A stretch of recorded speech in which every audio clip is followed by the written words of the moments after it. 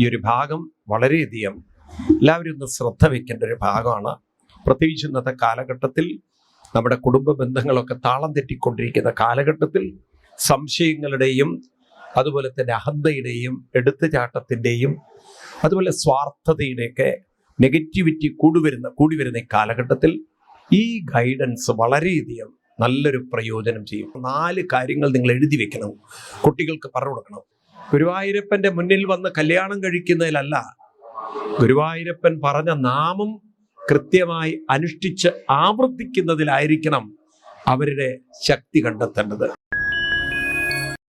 കൃഷ്ണന്റെ ജീവിതത്തിലും ഭഗവാൻ ശ്രീകൃഷ്ണൻ രുക്മിണീ ദേവിക്ക് ഒരു ഡൈവേഴ്സ് നോട്ടീസ് കൊടുക്കുന്നതാണ് 60-ാം അധ്യായം. അതിന് കർഹിജിത് അധ്യായം എന്ന് പറയും. ഒരു പിണക്കത്തിൻ്റെ ഒരു അധ്യായമായിട്ടാണ് 60-ാം അധ്യായം ഭാഗവതത്തിൽ അവതരിപ്പിക്കുന്നത്. ഇന്ന് അങ്ങനെ പറഞ്ഞാലേ മനസ്സിലാവും. ഡൈവേഴ്സ് കേസിന് ഡൈവേഴ്സ് നോട്ടീസ് കൊടുത്തു എന്നൊക്കെ പറഞ്ഞാൽ പെട്ടെന്ന് നമുക്ക് മനസ്സിലാവും. അപ്പം എന്താണ് ഇവിടെ ഒരു ഡൈവേഴ്സ് എന്ന് പറയുന്നത്? വേർപിരിയലല്ലേ. അപ്പം കൃഷ്ണനും രുക്മിണീ ദേവിയും ഒന്ന് വേർപിരിയാൻ ഭഗവാൻ അങ്ങോട്ട് ഒരു തീരുമാനം എടുത്തു. രണ്ടുപേരും മ്യൂച്വൽ ഇതല്ല. ഭഗവാൻ ഒരു ദിവസം രുക്മിണീ ദേവിയോട് പറഞ്ഞു, ദേവി നമ്മൾ തമ്മിൽ ഒന്നിച്ചു പോവില്ല, ഒത്തുപോവില്ല, ചേർന്ന് പോവില്ല, ഒരു ചേർച്ച കാണുന്നില്ല. അപ്പൊ ദേവി ഇങ്ങനെ വിചാരിച്ചു, എന്താ ഒരു ചേർച്ചക്കുറവ്? അങ്ങനെ ഒരു അഡ്ജസ്റ്റ്മെന്റ് ഇല്ലാതെ വരുമ്പോഴല്ലേ ഡൈവേഴ്സ് ഒക്കെ വരുന്നത്. എന്താണ് ഒരു ചേർച്ചക്കുറവ്? അപ്പൊ അതിന് ഭഗവാൻ ചില കാരണങ്ങളൊക്കെ കണ്ടെത്തുകയാണ്. സാധാരണ ഡൈവേഴ്സ് കേസ് ഇതിന്ന് വ്യത്യാസമാണ്. സാധാരണ ഡൈവേഴ്സ് കേസിലൊക്കെ മറ്റൊരാളുടെ കുറ്റം, കുറവ്, ന്യൂനത, പോരായ്മ അതൊക്കെ പറഞ്ഞ് കലഹിക്കുന്നവരാണ് കൂടുതൽ. അങ്ങനെയല്ലേ? എന്നാൽ ഇവിടെ കൃഷ്ണൻ നേരെ വിപരീത പറയുന്നത്. തൻ്റെ കുറവ്, തൻ്റെ ന്യൂനത ഇതൊക്കെ അവതരിപ്പിച്ചിട്ട് ദേവിയുടെ ക്വാളിറ്റീസ്, ഗുണങ്ങള് ഇതൊക്കെ ഇങ്ങനെ ഉയർത്തി കാണിച്ച് ദേവി വലിയൊരു ഉയർന്ന തലത്തിലും താൻ ഒരു താഴ്ന്ന തട്ടിലും. അതുകൊണ്ട് നമ്മൾ തമ്മിൽ ഒരിക്കലും ചേർന്ന് പോകില്ല. തുലാസിന്റെ 2 തട്ട് ഒരുമിച്ച് നിന്നാലല്ലേ ബാലൻസ്ഡ് ആവുള്ളൂ. ഒരു തട്ട് താഴെ ഒരു തട്ട് മുകളിലായാൽ എങ്ങനെ ഇരിക്കും? അതാണ് ഇവിടെ കൃഷ്ണൻ പറയുന്നത്. ദേവിയുടെ കുറേ ഗുണങ്ങളും കൃഷ്ണന്റെ കുറേ കുറവുകളും. അങ്ങനെ ആരെങ്കിലും കലഹിക്കാറുണ്ടോ? ഒരുപക്ഷെ ആദ്യത്തെ ഡൈവേഴ്സ് ആയിരിക്കും അങ്ങനത്തെ. ഡൈവേഴ്സ് ആയിട്ടില്ല, നോട്ടീസേ കൊടുത്തുള്ളൂ. ഭഗവാൻ തൻ്റെ ന്യൂനതകൾ പറഞ്ഞുകൊണ്ട് ദേവിയുടെ മുന്നിൽ അവതരിപ്പിക്കുക. എന്തൊക്കെയാണ് ന്യൂനതകള്? പറയണു, ദേവി നിറം കൊണ്ട് ഒറ്റും പറ്റില്ല. നമ്മള് ദേവിയും കൃഷ്ണനും തമ്മിൽ നിറങ്ങളുടെ ഒരു ചേർച്ച ഇല്ല എന്നാണ് കൃഷ്ണൻ പറയുന്നത്. ദേവിയുടെ നിറം നല്ല കറുപ്പും ആണോ? അല്ല. ദേവിയുടെ നിറം നല്ല വെളുത്ത നിറവും, കൃഷ്ണൻ നല്ല കാർമിക വർണ്ണനാണ്. ദേവി അത് യോജിക്കും ദേവിക്ക് തോന്നുന്നുണ്ടോ? ആ ശിശുപാലനാണെങ്കിൽ സുന്ദരനാണ് എന്നൊക്കെ ഭഗവാൻ വെറുതെ ഒരു പ്രകോപിപ്പിക്കല്. ഇനി രണ്ടാമത്തത്, ദേവി ഞങ്ങളൊക്കെ ഭീരുക്കളാണ് ദേവി. മധുരയിൽ നിന്ന് ആ ജരാസന്ധൻ കാരണം ദ്വാരകയിലേക്ക് ഓടിപ്പോയവരാ ഞങ്ങൾ. ദേവിയുടെ വീട്ടുകാര് ധീരന്മാരാണ്. ഭീരുക്കളും ധീരന്മാരും നമ്മൾ യോജിക്കുവോ? ഇല്ല. അതുകൊണ്ട് ദേവി നമ്മൾ തമ്മിൽ ചേരും തോന്നില്ല. പിന്നെ ഭഗവാൻ പറയണു, ഞങ്ങള് ശാപം കിട്ടിയ കുലമാണ്. അതിൻ്റെ ഒരു കഥ നിങ്ങൾ യയാതി ചരിതത്തിലേക്ക് കാണുന്നു. ഭാഗവതത്തിൽ 9-ാം സ്കന്ധത്തിൽ 20-ാമത്തെ അധ്യായത്തില് യയാതി ചരിതം പറയുമ്പോൾ അവിടെ യയാതി എന്ന് പറയുന്ന രാജാവിൻ്റെ 2 ഭാര്യമാരില് ഒന്ന് ദേവയാനിയും ശർമ്മിഷ്ഠയുടെയും കഥ പറയും. ദേവയാനി ശുക്രാചാര്യരുടെ മകളാണ്. ശർമ്മിഷ്ഠയെ തോഴിയായിട്ട് കൊണ്ടുപോയി. രാജാവിന് തോഴിയിലും മക്കളുണ്ടായി, ഭാര്യയിലും മക്കളുണ്ടായി. ഭാര്യയിൽ 2 എണ്ണം, തോഴിയിൽ 3 എണ്ണം. പിന്നെ ഭാര്യ തൊഴിക്കാതിരിക്കുമോ? ഭാര്യ അച്ഛൻ്റെ അടുത്ത് ചെന്ന് ശാപം വാങ്ങിച്ചു കൊടുത്തു. ജരാനര ബാധിക്കട്ടെ, കൈയും കാലും പിടിച്ച് എനിക്ക് ജരാനരയിൽ നിന്ന് മോചനം തരണമെന്ന് പറഞ്ഞു മക്കളോട് യാചിക്കാൻ. മൂത്ത മകനായി യദുവിനോട് യാചിച്ചപ്പോൾ കൊടുത്തില്ല. അങ്ങനെ യദുവിനെ ശപിച്ചു, നിന്റെ വംശം രാജചിഹ്നങ്ങളും അധികാരങ്ങളും ഇല്ലാത്ത വംശമാവട്ടെ. അങ്ങനെ യയാതിയാൽ ശപിക്കപ്പെട്ട യദുവിൻ്റെ വംശമാണ് കൃഷ്ണന്റെ യാദവ വംശം. ഞങ്ങൾ കുലം ശാപം കിട്ടിയവരാണ്. ദേവിയുടെ കുലത്തിനാണെങ്കിൽ മഹിമയുണ്ട്. അതെങ്ങനെ യോജിക്കുക ദേവി? ദേവി ഞങ്ങൾ ദരിദ്രരാണ്. കൃഷ്ണൻ പറയണു ദാരിദ്ര്യമുണ്ട് എന്ന്. കൃഷ്ണൻ പറയണു ഞങ്ങള് ദരിദ്രരാണ്, ഒന്നുമില്ല ദേവി. നിങ്ങളാണെങ്കിൽ സമ്പൽ സമൃദ്ധിയിൽ ആറാടുക. നമ്മൾ തമ്മിൽ എങ്ങനെ യോജിക്കും ദേവി? അല്ലേ? ഭഗവാൻ തൻ്റെ കുറവുകളും ന്യൂനതകളും ഇങ്ങനെ ഒന്നിനൊന്നിനൊന്നൊന്നായി എടുത്തിട്ട് പറഞ്ഞു. പോരാത്തതിന് ദേവിയും ഇപ്പോഴാണെങ്കിൽ ഒന്നിലധികം വന്നതുകൊണ്ട് ദേവിക്ക് പഴയ അറ്റൻഷനും കിട്ടില്ല. ദേവി എക്സ്ക്ലൂസീവിൽ ഒരാൾ സ്നേഹിക്കാൻ ഉണ്ടെങ്കിലല്ലേ ദേവിക്ക് ഇഷ്ടം. ഇതിപ്പോ പലരിൽ ഒരാള് എൻ്റെ ദേവിക്ക് ശരിയാ തോന്നുന്നുണ്ടോ? എന്നാൽ ഒരു കാര്യം പറയാ, ദേവി ഇപ്പോഴും ആ ശിശുപാലൻ അന്നത്തെ കല്യാണ കത്തുകൊണ്ടാണ് അത്ര വീശ. അന്ന് ഫാനില്ല. ഒരു പ്രതീക്ഷയിലാണ് ആരിരിക്കുന്നത്? ശിശുപാലൻ ഇരിക്കുന്നത്. ശിശുപാലന്റെ മനസ്സിലൊരു പ്രതീക്ഷ ഉണ്ട്, എന്തെങ്കിലും ദേവി വരൂ എന്നൊരു സംശയത്തിലായിരിക്കുന്നത്. കാത്തിരിക്കേണ്ട ദേവി, ഞാൻ കൊണ്ടുവിട്ടോട്ടെ എന്നൊക്കെ പറഞ്ഞ് ഭഗവാൻ ഇങ്ങനെ തൻ്റെ കുറവുകളും ദേവിയുടെ മഹിമകളും പറഞ്ഞ് ലാസ്റ്റ് പറയണ അന്നത്തെ സാരി ചുറ്റിക്കോളൂ എന്ന്. ഏത് സാരി? കല്യാണത്തിന്റെ ആ വസ്ത്രം ഉടുത്തോളൂ, ഞാൻ കൊണ്ട് വിട്ടോളാം. എവിടെ ഡ്രോപ്പ് ചെയ്യൂ? ശിശുപാലന്റെ ഗേറ്റില്. ശിശുപാലൻ രണ്ട് കൈയും നീട്ടി കാത്തിരിക്കുകയാണ്, വരൂ പ്രാണസഖി പ്രിയ സഖി എന്നൊക്കെ പറഞ്ഞ്. അതുകൊണ്ട് ദേവിക്കൊട്ട് വിഷമം വേണ്ട. ഞാനില്ലെങ്കിലും ആരുണ്ട്? ശിശുപാലുണ്ട്. ഇതൊക്കെ പറഞ്ഞതും ദേവി അതാ തല ചുറ്റിയ ഒറ്റ വീഴ്ച. ഭഗവാൻ ഉടനെ തന്നെ ദേവിയുടെ തലയൊക്കെ എടുത്ത് തൻ്റെ മടിയിലൊക്കെ വെച്ച് കുറച്ച് വെള്ളമൊക്കെ ആ മുഖത്തൊക്കെ തളിച്ച് ദേവിയോട് പറഞ്ഞു, ഞാൻ സത്യത്തിൽ വെറുതെ ഒരു നോട്ടീസ് തന്നതാ. ഡൈവേഴ്സ് ചെയ്യണമെന്ന് ആഗ്രഹം ഉണ്ടായിട്ടില്ല. വെറുതെ ഒന്ന് പ്രകോപിപ്പിക്കുക, ദേവി ഒന്നൊന്ന്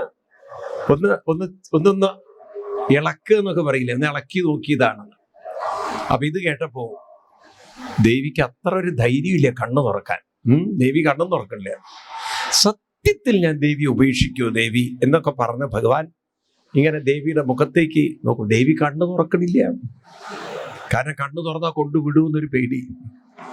ദേവി മുറുക്കപ്പിടിച്ചു കണ്ണ്. അപ്പൊ ഭഗവാൻ തലയിലൊക്കെ തലോടിക്കൊണ്ട് പറഞ്ഞു, ദേവിയെ ഞാൻ ഉപേക്ഷിക്കൂ ദേവി അങ്ങനെ ഉപേക്ഷിക്കപ്പെടേണ്ട ഒരാളാണോ?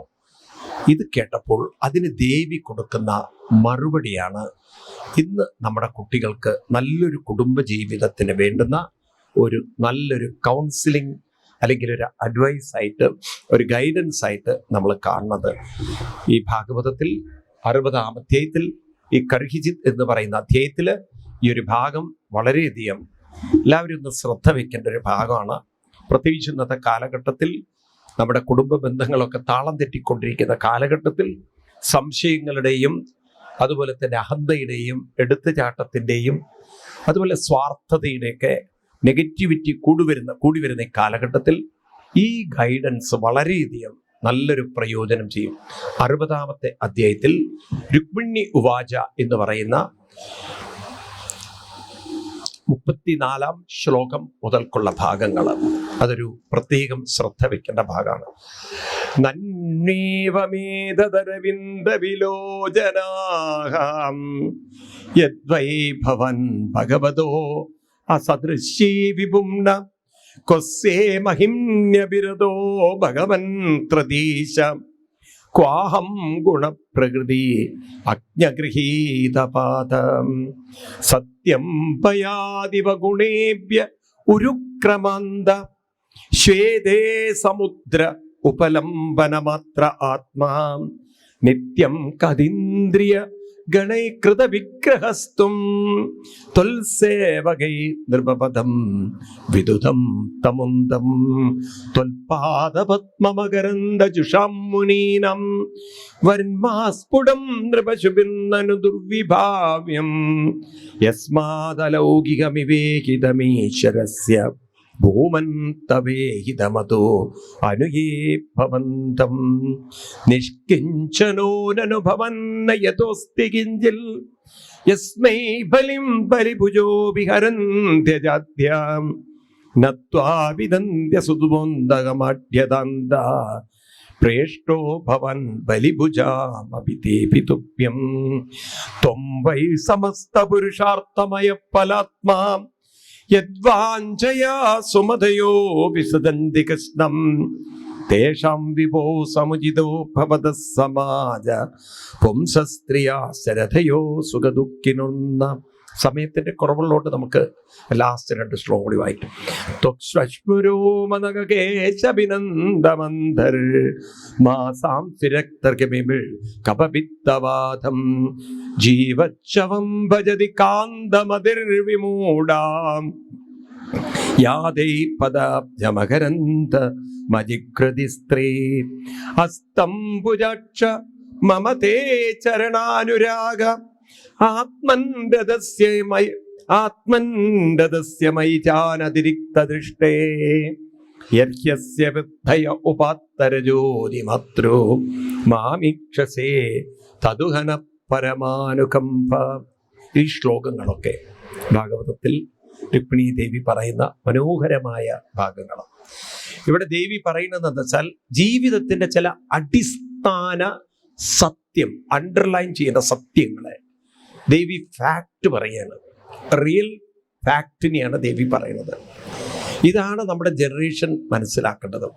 കാരണം ഇന്നത്തെ കാലഘട്ടത്തിൽ കല്യാണം എന്ന് പറയുന്നത്, നിങ്ങളൊക്കെ കുട്ടികളുടെ കല്യാണം നടത്തുമ്പോഴൊക്കെ പൊതുവെ നോക്കുന്നത് ജാതി നോക്കുന്നുണ്ട്, എഡ്യൂക്കേഷൻ നോക്കുന്നുണ്ട്, ഫിനാൻഷ്യൽ ഇറക്കർ നോക്കും, അതുപോലെ അവരുടെ ഫാമിലി കുറെ നോക്കും. നിങ്ങൾ ഇതൊക്കെ നോക്കുമ്പോഴും ഒരു ബേസിക് ഘടകം നമ്മളൊക്കെ ഇഗ്നോർ ചെയ്യുന്നത് ക്യാരക്ടറാണ്, സ്വഭാവം. അത് കണ്ടുപിടിക്കാനും പറ്റില്ല.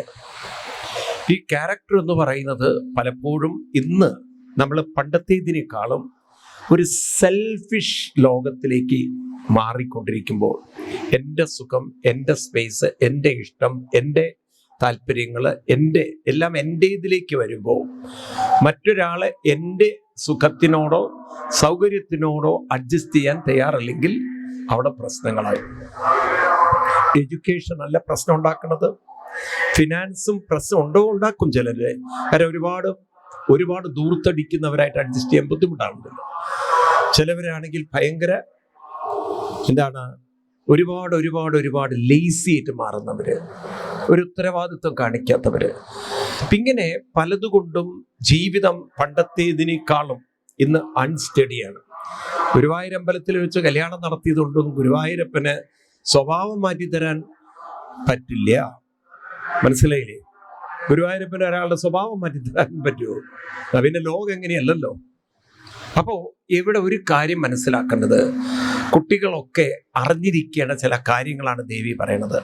1-ാമത്തെ ശ്ലോകത്തിൽ തന്നെ ദേവി പറയുന്നു, നന്മേവ ഏതദരവിന്ദ വിലോചനാകം യദ്വൈ ഭവൻ ഭഗവതോ അസദൃശ്യൈ വിഭുംന. ആ വാക്ക് വളരെ ഇമ്പോർട്ടൻ്റ് ആണ്. അസദൃശ്യ, ഭഗവാനെ ഈ ലോകം അസദൃശ്യമാണ്, യു കാൺ കമ്പയർ എന്നാണ്. ഒരിക്കലും നിങ്ങൾക്ക് കമ്പാരിസൺ പറ്റില്ല. കാരണം എന്താ വെച്ചാൽ ഓരോന്നും യുണീക്കാണ്, ഓരോന്നും വ്യത്യസ്തമാണ്. ഓരോന്നും നമ്മുടെ തം പ്രിന്റ് തന്നെ നോക്കി അറിയാലോ. ഓരോരുത്തരുടെയും തം പ്രിന്റ് മറ്റുള്ളവരിൽ നിന്നും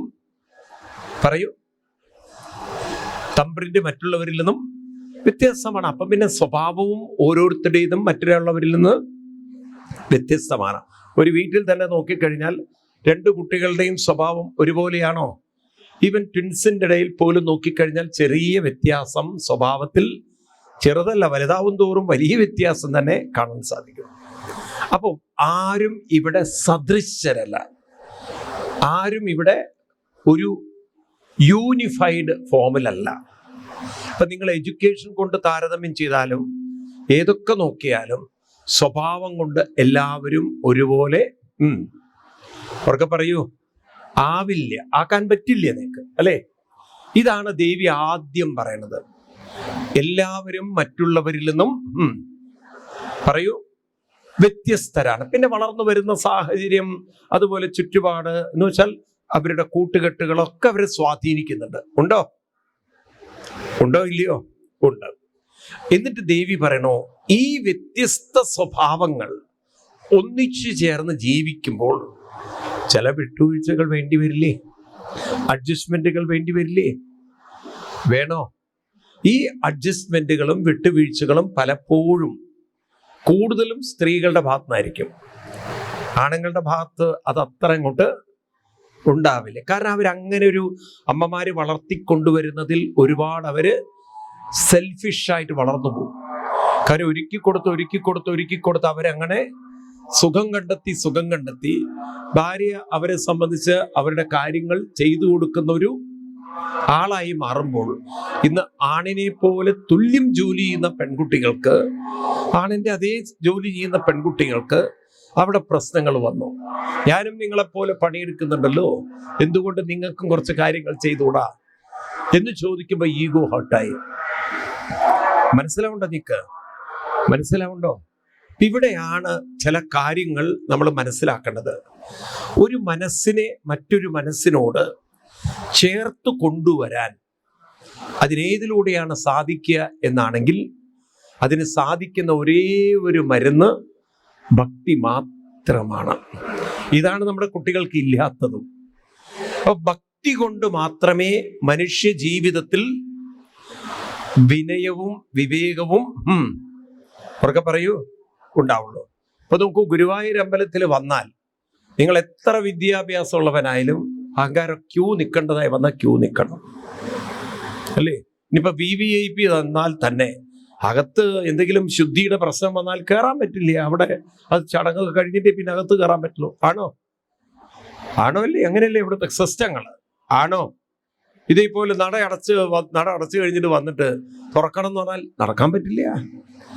അപ്പോ ചില കാര്യങ്ങളിൽ നമുക്ക് വിട്ടുവീഴ്ചകൾ ഉണ്ടാവണമെങ്കിൽ അതിനാണ് ഇന്നലെ നമ്മൾ പറഞ്ഞ 4 കാര്യങ്ങൾ നിങ്ങൾ എഴുതി വെക്കണം, കുട്ടികൾക്ക് പറഞ്ഞു കൊടുക്കണം. പ്രേമ, മൈത്രി, കൃപ, ഉപേക്ഷ. നല്ലൊരു കുടുംബ ജീവിതത്തിന് വേണ്ടുന്ന ഫ്രെയിമാണ്, ഒരു ഗൈഡൻസ് ആണ് പ്രേമ, മൈത്രി, കൃപ, ഉപേക്ഷ. ഈ ഒരു സിസ്റ്റത്തിലൂടെ നമ്മളെ കുട്ടികളെ നമ്മൾ വളർത്തിക്കൊണ്ടുവരികയാണെങ്കിൽ നമുക്ക് നോക്കാം, ഡൈവേഴ്സ് എന്ന് പറയുന്നത് ഉണ്ടാവുക തന്നെ ഇല്ല എന്ന് തന്നെ പറയാം. there is no chance for that. ഇത് നിങ്ങൾ കാഴ്ചപ്പാട് കുട്ടികൾക്ക് കൊടുക്കണം. അതിൽ ഒന്നാമത്തതാണ് പ്രേമം എന്ന് പറയുന്നത്. അപ്പൊ എന്താണ് ഈ പ്രേമം എന്ന് പറയുന്നത്? ഞാൻ വളരെ ആത്മാർത്ഥമായി പറയണേ, നിങ്ങൾ കുട്ടികളെ വഴിതെറ്റിക്കരുത്. അവരെ ഗീതയിൽ 3-ാം അധ്യായം എടുക്കുക നിങ്ങൾ. അവിടെ കൃഷ്ണൻ പറയും, ബുദ്ധിഭേദം ജനയേത്, ഡോണ്ട് മിസ്ഗൈഡ്. ഈ തൊഴിപ്പിച്ചു പോകുന്നൊക്കെ വഴിതെറ്റിക്കലാണ്. നിങ്ങൾ അമ്പലത്തിൽ കുട്ടികളെ തൊഴിപ്പിച്ചു കൊണ്ടുപോകുന്നത് ഒരു വഴിതെറ്റിക്കലാണ്. ഉള്ളത് തുറന്നു പറയാണ്. കൃഷ്ണൻ പറഞ്ഞതല്ല നിങ്ങൾ ചെയ്യുന്നത്. അതുകൊണ്ടാണ് കൃഷ്ണൻ പറഞ്ഞത് ജസ്റ്റ് തൊഴുതു പോകുന്നതല്ല ഭക്തി. അത് നിങ്ങളെ കുട്ടികളെ വഴിതെറ്റിക്കുക തന്നെയാണ്. അതിൽ സംശയം വേണ്ട നിങ്ങൾക്ക്. അതാണ് ഭാഗവതത്തിൽ നമ്മൾ കണ്ടു ആ ശ്ലോകങ്ങളൊക്കെ. ഞാൻ ഇന്നും ആവർത്തിക്കും അതൊക്കെ. വെറും തൊഴുതു പോകുന്നവൻ കഴുതയാണെന്നുള്ള വരികളൊക്കെ ഭാഗവതത്തിൽ എഴുതി വെച്ചുകൊണ്ടതാണ്. ആ വരികളൊക്കെ നമുക്ക് പിന്നീട് കാണാം. വീണ്ടും ഞാൻ കാണിച്ചു തന്നു ഇന്നലെ. അതൊക്കെ ഓർമ്മയുണ്ടോ നിങ്ങൾക്ക്? അപ്പൊ ഇവിടെ പറയുന്നത് എന്താണ്? ബുദ്ധിഭേദം ജനയേത് അജ്ഞാനം കർമ്മസംഖ്യനാം ജോഷയേ. എത്രാമത്തെ ശ്ലോകമാണെന്ന് ചോദിച്ചു കഴിഞ്ഞാൽ 23-ാം അധ്യായത്തില് എനിക്ക് ഓർമ്മയില്ല, കൃത്യമായിട്ടുള്ളൊരു ഓർമ്മയില്ല എനിക്ക്. പിന്നെ ബുദ്ധിഭേദം ജനയേത്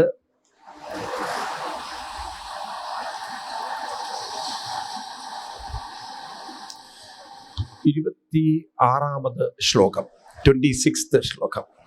ബുദ്ധിഭേദം ജനയേത് അജ്ഞാനം കർമ്മസംഖ്യനം ജോഷയത് സർവകർമാണി വിദ്വാൻ യുക്ത സമാചരൻ.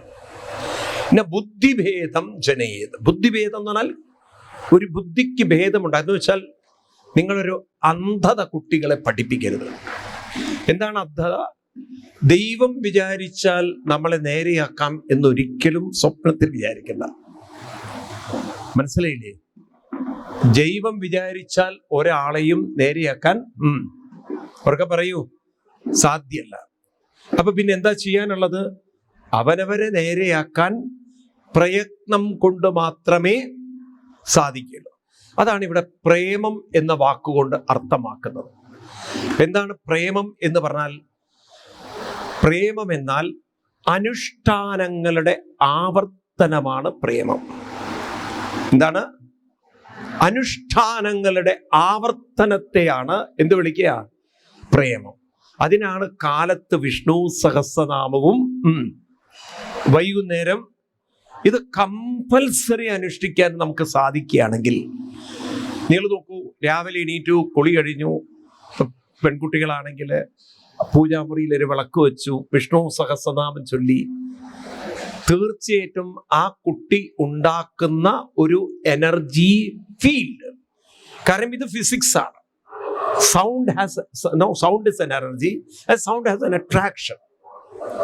സൗണ്ടിന്റെ ഒരു അട്രാക്ഷൻ ഉണ്ട്, അത് നമുക്ക് പറഞ്ഞാൽ മനസ്സിലാവും. കണ്ടിന്യൂസ്ലി നിങ്ങളെ ചീത്ത പറഞ്ഞാൽ അത് നിങ്ങളെ ഇൻഫ്ലുവൻസ് ചെയ്യും, നിങ്ങളുടെ ഒരു എനർജി ലെവൽ കുറയ്ക്കും. ഉണ്ടോ? നമ്മളെ ഇൻസൾട്ട് ചെയ്യണം, കണ്ടിന്യൂസ്ലി നമ്മളൊരാളെ ഇൻസൾട്ട് ചെയ്താൽ അത് നമ്മുടെ എനർജി ലെവൽ കുറയ്ക്കുമോ? കുറയ്ക്കുമില്ലയോ? കുറയ്ക്കും. നമുക്കത് വേദന ഉണ്ടാക്കുമോ? ഉണ്ടാക്കൂല്ലയോ?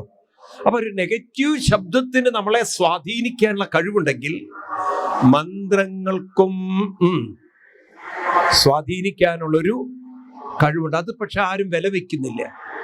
ഇപ്പൊ രാവിലെ എണീറ്റ് വിഷ്ണു സഹസ്രനാമം ചൊല്ലി ശീലിക്കുമ്പോൾ ആ പെൺകുട്ടിയിലുള്ളൊരു പോസിറ്റീവ് എനർജി തീർച്ചയായിട്ടും ഒരു ഭർത്താവിനെ അവളിലേക്ക് കൂടുതൽ ആകർഷിക്കും. ഇന്നുണ്ടല്ലോ, തന്നിലെ ദൈവീകതയിലേക്ക് ആകർഷിക്കുന്നതിന് പകരം മേക്കപ്പിലേക്ക് ആകർഷിപ്പിക്കാനാണ് പെൺകുട്ടികൾ കൂടുതൽ ഓടി നടക്കുന്നത്. നിങ്ങൾ ഇനി എത്ര ബ്യൂട്ടി ക്രീം തേച്ചാൽ എനിക്ക് മനസ്സിലാവുന്നില്ല നിങ്ങൾ എന്ത് സാധനം വാരി തേച്ചിട്ടാ വെളുപ്പിക്കാൻ പോണത്. ഈ ഒരു സാധനമുണ്ട്, ഫെയർ ആൻഡ് ലവ്ലി എന്ന് പറഞ്ഞൊരു സാധനം. ഈ സാധനത്തിന്റെ MD എന്ന് നിങ്ങൾ നോക്കൂ, ആന്ധ്രക്കാരനാണ്. അയാളെ കറുത്തിട്ട് ഉണങ്ങിയിട്ടുള്ള ഒരു മനുഷ്യൻ. എന്നാ ഇത് തേച്ച് വെളുക്കുകയാണെങ്കിൽ ആദ്യം അയാളല്ലേ വെളുക്കേണ്ടത്? ആണോ അല്ലയോ? സത്യം പറയാണ്, നുണ പറയില്ല അല്ലെ? ഇത് തേച്ചിട്ട് വെളുക്കുകയാണെങ്കിൽ ആ മനുഷ്യൻ ആദ്യം തേക്കണം. ഇതൊരു സ്ത്രീ ചെന്നൊരു വൈദ്യരുടെ അദ്ദേഹത്തിന്റെ അടുത്ത് ഈ കോസ്മെറ്റിക് സാധനങ്ങൾ വിൽക്കുന്ന ഒരു എക്സ്പേർട്ടിന്റെ അടുത്ത് ചെന്നിട്ട് എന്തോ വാങ്ങിച്ചിട്ട് ചോദിച്ചു, ഇത് തേച്ചാൽ വെളുക്കുമെന്ന്. എന്തോ ഒരു മരുന്ന്. കുറെ കഴിഞ്ഞ് അദ്ദേഹം പറഞ്ഞു വെളുക്കുന്ന്. പറഞ്ഞു എപ്പോ വെളുക്കുന്ന്? നേരം വെളുക്കുമ്പോ. അല്ലാതെ എപ്പോഴാണ് വെളുക്കാൻ പോണത്? എപ്പോഴാണ് വെളുക്കാൻ പോണത്? നിങ്ങൾ പറയൂ. ഈ തരത്തിൽ കുറേ പണം ഇന്ന് ബ്യൂട്ടി പാർലർ വാരി വലിച്ചെറിയുന്ന കുട്ടികൾ നമുക്കുണ്ട്. ഉണ്ടോ ഇല്ലയോ? അതൊരു ഭ്രാന്ത് പോലെ. പക്ഷെ അവരറിയുന്നില്ല, ശരീരത്തിന്റെ സൗന്ദര്യം അല്ല, ദൈവീകമായൊരു ചൈതന്യമുണ്ട്, അത് നാമം കൊണ്ട്. അതിന്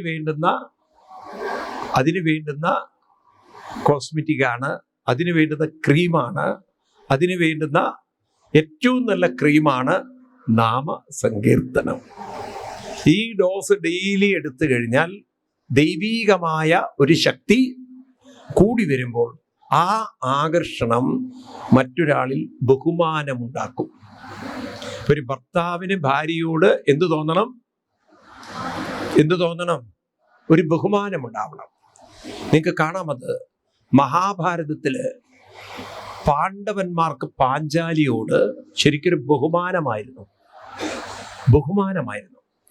കാരണം അത്രയും ഒരു ഉപാസനയുടെ ശക്തി, അനുഷ്ഠാനത്തിന്റെ ശക്തി ഉള്ള ഒരു ഭാഗ്യം ചെയ്ത സുഹൃതിയായിരുന്നു ആര്? പാഞ്ചാലി. അതുകൊണ്ടാണ് പാഞ്ചാലിയൊക്കെ അത്ര ബഹുമാനത്തോടെയാണ് പാണ്ഡവർ കണ്ടത്. സാക്ഷാൽ കൃഷ്ണൻ പോലും പാഞ്ചാലി അത്ര ബഹുമാനിച്ചിരുന്നു. ഉപാസനയുടെ ശക്തി. ദുശാസനൻ പാഞ്ചാലിയുടെ വസ്ത്രം ആ ഒരു അപമാനിക്കുന്ന രംഗം കേട്ടിട്ടുണ്ടല്ലോ. അന്ന് പാഞ്ചാലിയുടെ മുടി കെട്ടഴിഞ്ഞത് പാഞ്ചാലി കെട്ടിയിട്ടില്ല. ഒരൊറ്റ വാശിയായിരുന്നു, ദുശ്ശാസനന്റെ രക്തം കൊണ്ടേ ആ മുടി കെട്ടുള്ളൂ എന്ന്. നോക്കൂ നിങ്ങൾ, ആ ഒരൊറ്റ വാശി, അത് സാധിക്കും എന്നത് അത്ര ഉറപ്പായിരുന്നു. ആർക്ക്? മഹാഭാരത യുദ്ധത്തിന്റെ ദൂത് പറയാൻ കൃഷ്ണൻ പോകുന്ന രംഗം, യുദ്ധം എങ്ങനെങ്കിലും ഒഴിവാക്കാം എന്ന് തീരുമാനിച്ചുകൊണ്ട് ദൂതിന് പോവാൻ നിൽക്കുന്ന സമയത്ത്, കൃഷ്ണൻ രഥത്തിലേക്ക് കയറാൻ നിൽക്കുന്ന സമയത്ത് പാഞ്ചാലി ഓർമ്മിപ്പിക്കുന്നുണ്ട്, കൃഷ്ണ, അവിടുന്ന് ദൂതിന് പോവാണെന്ന് എനിക്കറിയാം, പക്ഷേ എൻ്റെ അഴിഞ്ഞു കിടക്കുന്ന മുടി ഓർത്തുകൊണ്ട് ദൂത് ചെയ്തോളൂ. ഒരു കൽപ്പന പോലെയാണത്. ഭഗവാൻ പുഞ്ചിരിച്ച് തൊഴുതുപോയി. ഇത് പറയാൻ പാഞ്ചാലിക്ക് കരുത്ത് കൊടുത്തത് പാഞ്ചാലിയുടെ അനുഷ്ഠാനമാണ്. മനസ്സിലാവുണ്ടോ നിങ്ങൾക്ക്? അത്ര ഒരു ബഹുമാനമായിരുന്നു ഭഗവാൻ ശ്രീകൃഷ്ണന്.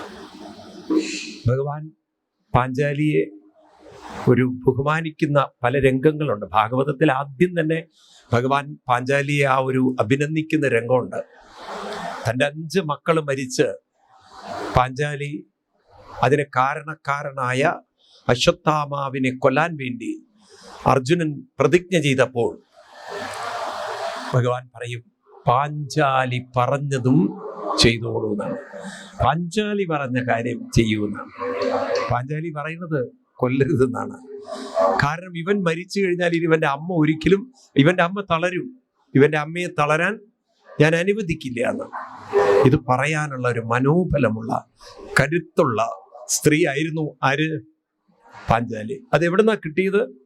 അനുഷ്ഠാനത്തിന്റെ ആവർത്തനം. എന്താണ് ഇന്ന് നമ്മുടെ കുട്ടികളിൽ ഇല്ലാതെ പോയത്? ഏതാണ്? ഗുരുവായൂരപ്പന്റെ മുന്നിൽ വന്ന് കല്യാണം കഴിക്കുന്നതിലല്ല, ഗുരുവായൂരപ്പൻ പറഞ്ഞ നാമം കൃത്യമായി അനുഷ്ഠിച്ച് ആവർത്തിക്കുന്നതിലായിരിക്കണം അവരുടെ ശക്തി കണ്ടെത്തേണ്ടത്. അതിലേക്കാണ് നിങ്ങളൊക്കെ ശ്രമിക്കേണ്ടത്. അതുകൊണ്ട് 2 കാര്യങ്ങൾ പറയാണ്. നാമം അറിയാത്ത ഒരു കുട്ടി പോലും നമ്മുടെ വീടുകളിൽ പറയൂ ഉണ്ടാവരുത്. അത് അച്ഛനമ്മമാർ ഉറപ്പുവരുത്തണം. കാരണം നാമത്തിന്റെ ആവർത്തനത്തിലാണ് ആകർഷണവും ശക്തിയും ഇരിക്കുന്നത്. പ്രത്യേകിച്ച് പെൺകുട്ടികളാണ് കൂടുതൽ അനുഷ്ഠിക്കുന്നത്. കാരണം പെൺകുട്ടികളിലാണ് ആ ആകർഷണത്തിന്റെ ശക്തി പ്രകൃതി കൂടുതൽ വച്ചിരിക്കുന്നത്. ഒരമ്മയിലെ സ്നേഹം, അമ്മയിലെ വാത്സല്യം, അല്ലേ? അതിനൊരു ശക്തിയില്ലേ? അതല്ലേ മക്കളെ ആകർഷിക്കുന്നത് അമ്മയിലേക്ക്? ആണോ? പറയൂ. ഇതുപോലെ ഒരു പെൺകുട്ടിയിലുള്ള സ്നേഹം, ഇഷ്ടം, കരുതൽ, അതല്ലേ ഒരു ഭർത്താവ് ആകർഷിക്കുന്നത്? ആണോ അല്ലയോ? പക്ഷെ അതൊക്കെ ഇന്ന് മാറി. അത് ശരീരത്തിന്റെ ഒരു കോസ്മെറ്റിക് വേൾഡില്, ഒരു കൺസ്യൂമർ വേൾഡിലേക്ക് നമ്മൾ ഇന്ന് കുറച്ച് അതായത് സ്ത്രീ എന്നത് ഒരു പ്രൊഡക്റ്റായിട്ട് മാറിക്കൊണ്ടിരിക്കുകയാണ്. മനസ്സിലായില്ലേ? ഒരു കൺസ്യൂമർ പ്രൊഡക്റ്റ് ആയിട്ട് മാറുകയാണ്. അപ്പൊ എനിക്ക് ഇഷ്ടമല്ലാത്ത കൺസ്യൂമർ പ്രൊഡക്റ്റ്, അതെന്റെ ടേസ്റ്റിന് പറ്റാത്തൊരു സാധനമാണെങ്കിൽ എന്ത് ചെയ്യും? നിങ്ങൾക്ക് ഇഷ്ടമല്ലാത്തൊരു പ്രൊഡക്റ്റാണ് വാങ്ങിച്ചതെങ്കിൽ എന്ത് ചെയ്യും? അത് കളയും. ഇന്ന് അതുപോലെ കളയേണ്ടതായിട്ടുള്ള ഒരു പ്രൊഡക്റ്റായി സ്ത്രീകൾ അധപ്പതിച്ചിട്ടുണ്ടെങ്കിൽ അത് നിങ്ങൾ തൊഴിപ്പിച്ച് കൊണ്ടുപോയി നശിപ്പിച്ചതാണ്. നിങ്ങൾ താളം തെറ്റിച്ചാണ്. നിങ്ങളാണ് അതിൻ്റെ ഉത്തരവാദി. അതുകൊണ്ട് ഈ തൊഴിപ്പിച്ചു പോകുന്നതല്ല വേണ്ടത്. എന്താ വേണ്ടത്? നാമം ജപിപ്പിക്കുന്ന സംസ്കാരം ഉണ്ടാവണം. ഞാൻ പറഞ്ഞു, രാവിലെയും ഗുരുവായൂർ അമ്പലത്തിൽ വന്നാൽ എന്ത് ചൊല്ലണം? നിങ്ങളുടെ കേൾക്കണില്ലേ? എനിക്ക് ഒന്നുകൂടി ഉറക്കെ പറയൂ. ഇത് അനുസരിച്ചിട്ട് തന്നെയാണല്ലോ പറയുന്നത്, അല്ലേ? ഇതിപ്പോ തത്തമ്മയും പൂച്ച വെറുതെ അടിച്ചു വിടുകയല്ലേ? അത് ശീലിപ്പിക്കണം. നമ്മൾ ചൊല്ലി അത് ശീലിക്കണം. ഇതാണ് നമുക്ക് സ്വത്ത് കുട്ടികൾക്ക് കൊടുക്കാനുള്ളതെന്ന് എപ്പോഴും ഓർത്തോണം. കാരണം ഇതിലാണ് ആകർഷണവും, ദൈവീകമായ ആകർഷണവും, ഇതിലാണ് ദൈവീകമായ ആത്മബലവും, ഇതിലാണ് ദൈവീകമായ ആത്മസംതൃപ്തിയും മനുഷ്യന് കണ്ടെത്താൻ സാധിക്കുക. അങ്ങനെയുള്ളൊരു കുടുംബ ജീവിതം ഒരിക്കലും തകരുകയില്ല. മനസ്സിലാവുണ്ടല്ലോ? അതുകൊണ്ട് പ്രേമം, ഒന്നാമത്തെ വാക്ക് ഏതാണ്? ആരോടാണ് പ്രേമം? ആരോടാ പ്രേമം? വാട്സാപ്പിലാണോ പ്രേമം? ഫേസ്ബുക്കിലാണോ പ്രേമം? ഓൺലൈനാണോ പ്രേമം? ആണോ? അല്ല. ഈ പ്രേമം എന്ന് പറയുന്നത് മനസ്സിന്റെ ആവർത്തനം, അനുഷ്ഠാനത്തിലുള്ള ആവർത്തനം. ഒന്ന്. രണ്ടാമത്തതാണ് മൈത്രി എന്ന് പറയുന്നത്. മൈത്രി എന്ന് പറഞ്ഞാൽ മിത്രം. മിത്രം എന്ന് പറഞ്ഞാൽ സുഹൃത്ത്. ഒരു സുഹൃത്തിന്റെ ഏറ്റവും വലിയ കാര്യം എന്ന് പറഞ്ഞാൽ രണ്ട് കാര്യങ്ങളാണ്. മറ്റൊരാൾക്ക് പ്രചോദനം കൊടുക്കുക. ഫ്രണ്ട്സ് എപ്പോഴും എന്ത് ചെയ്യും? ഒരു പ്രോത്സാഹനം കൊടുക്കലാണ് സുഹൃത്തുക്കളുടെ ജോലി. ആണോ? ആണോ അല്ലയോ? നല്ലതിലെല്ലാം പ്രോത്സാഹനവും തന്നെ കൊണ്ട് കഴിയുന്ന സേവനങ്ങളും സഹായങ്ങളും, തന്നെ കൊണ്ട് പറ്റുന്ന വിധത്തിലുള്ള എന്ത് വേണം? സഹായം. ഈ സഹായം ചെയ്യുന്നതാണ്, ശ്രദ്ധിക്കുക, സഹായങ്ങൾ ചെയ്യുന്ന ഈ കർമ്മങ്ങളാണ് നമുക്കും സഹായം എത്തിച്ചു തരുന്നത്. നല്ലത് ചെയ്യുമ്പോൾ തനിക്കും നല്ലത് കിട്ടും.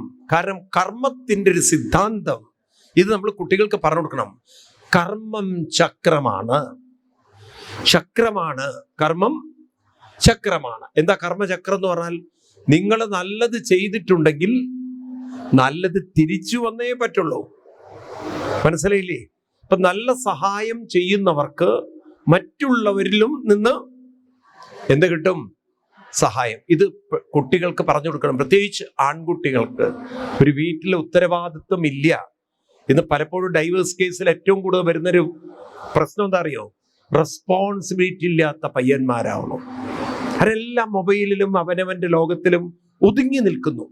അപ്പൊ പെൺകുട്ടികൾക്ക് അതൊരു ഭാരമായി മാറും. ഒരു കാര്യം നിങ്ങളൊക്കെ മനസ്സിലാക്കിക്കോളൂ, ഹിന്ദു മതത്തിൽ കല്യാണത്തിന്റെ തോത് വർഷം വർഷം കൂടി വരുന്തോറും കൂടുകയല്ല, പറയൂ, കുറഞ്ഞു വരും. കാരണം വേണ്ട ഒരു അലയൻസ് കിട്ടുന്നില്ല.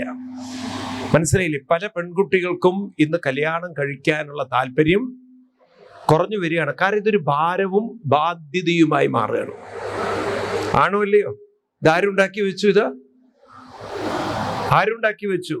നിങ്ങൾ ഇവിടെ ഇരുന്ന് ഭാഗവതം കേട്ടാലും നിങ്ങൾക്ക് ചില യാഥാർത്ഥ്യങ്ങളെ മാറ്റിവെക്കാൻ പറ്റില്ല. ഇതാണ് അച്ഛനമ്മമാർക്ക് കുട്ടികളെ വളർത്തിക്കൊണ്ടുവരാൻ സത്യത്തിൽ ഒരു അറിവില്ല. അങ്ങനെ അങ്ങോട്ട് വളർത്തിയെന്നുള്ളൂ. പ്രസവിച്ചപ്പോൾ അങ്ങോട്ട് വളർന്നു പോകുന്നു, അത്രയേ ഉള്ളൂ. ഈ പശുവിനെയൊക്കെ വളർത്തുന്ന പോലെ അതിന് പിണ്ണാക്കും വെള്ളമൊക്കെ കൊടുത്ത് വളർത്തി, അത് വളർന്നു പോകുന്നു. ഇതുപോലെ രാവിലെ കട്ടൻ കാപ്പിയും കൊടുത്തു, പിന്നെ ട്യൂഷനും പറഞ്ഞയച്ചു, പിന്നെ ഇഡ്ഡലിയും ദോശയും പുട്ടും ഉണ്ടാക്കി കൊടുത്തു. അങ്ങനെ അങ്ങോട്ട് വളർന്നു പോകുന്നതാണ്. ആണോ? അതിനെങ്ങനെ വളർത്തണം എന്നൊന്നും അറിഞ്ഞിട്ടൊന്നുമല്ല. അപ്പം അതുകൊണ്ട് മൈത്രി എന്ന മൈത്രി എന്നാൽ മറ്റൊരാൾക്ക് തന്നാൽ കഴിയുന്ന ഒരു പ്രചോദനം കൊടുക്കാനും അതുപോലെ തന്നാൽ കഴിയുന്ന സേവനങ്ങൾ ചെയ്യാനും സാധിക്കുമ്പോഴാണ് ശരിക്കൊരു മിത്രമായി തീരുക.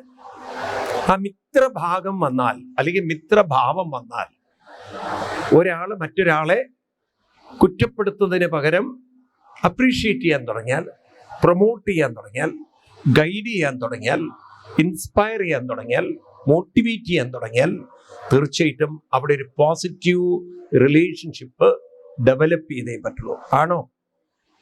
ആണോ അല്ലയോ?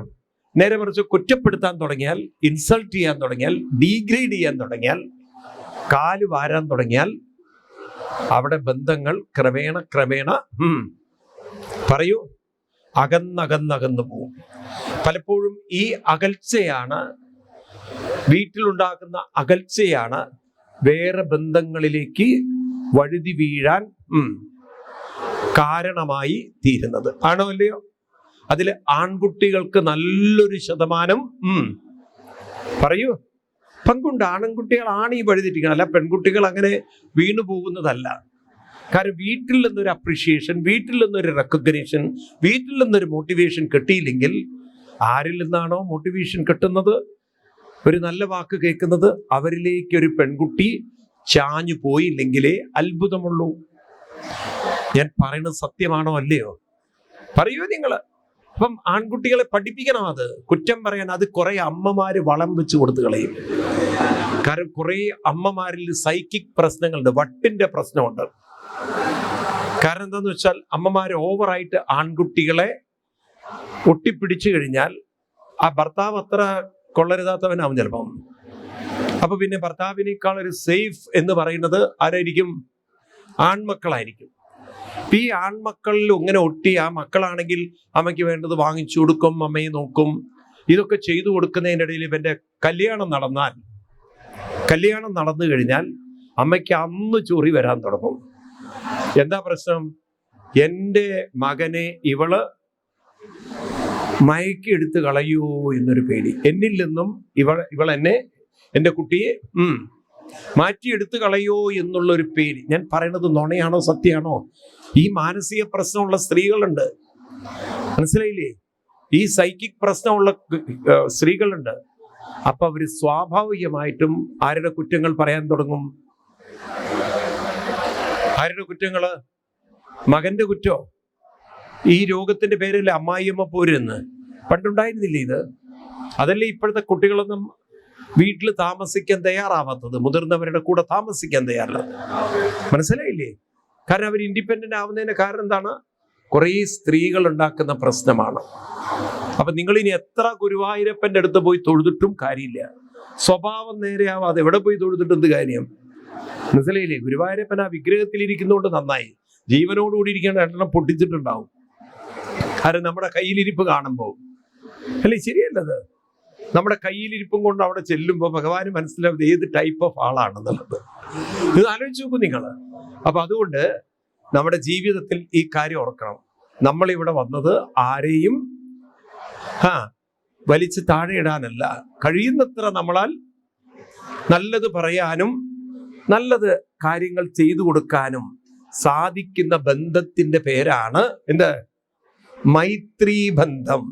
അത് നിങ്ങൾ പ്രത്യേകിച്ച് അമ്മമാരോടൊക്കെ എനിക്ക് പറയാനുള്ളത്, മരുമകളെ ഒരിക്കലും വലിച്ച് താഴെ ഇടരുത്. അവള് ചവിട്ടിക്കൂട്ടി നിങ്ങളെ മൂലയിലിട്ടേക്കും. അതുകൊണ്ട് എപ്പോഴും മരുമകളുടെ ദോഷമല്ല പറയേണ്ടത്, പറയൂ, ഗുണം മാത്രമേ പറയാവൂ. അത് ഇന്ന് ഗുരുവായൂരിൽ നിങ്ങൾ പോകുമ്പോൾ തന്നെ പ്രതിജ്ഞ എടുത്തിട്ടേ പോവാം. ഞാൻ ഒരിക്കലും എൻ്റെ മകളുടെയോ ആരുടെയോ ഒരു ദോഷം പറയില്ല. ഏതേ പറയുള്ളൂ. ഇതൊന്നും മിണ്ടാത്തത് നിങ്ങള്. ഈ വിമൻസ് ക്ലബ് എന്നൊരു സംഭവം ഉണ്ടല്ലോ, എനിക്കറിയില്ല.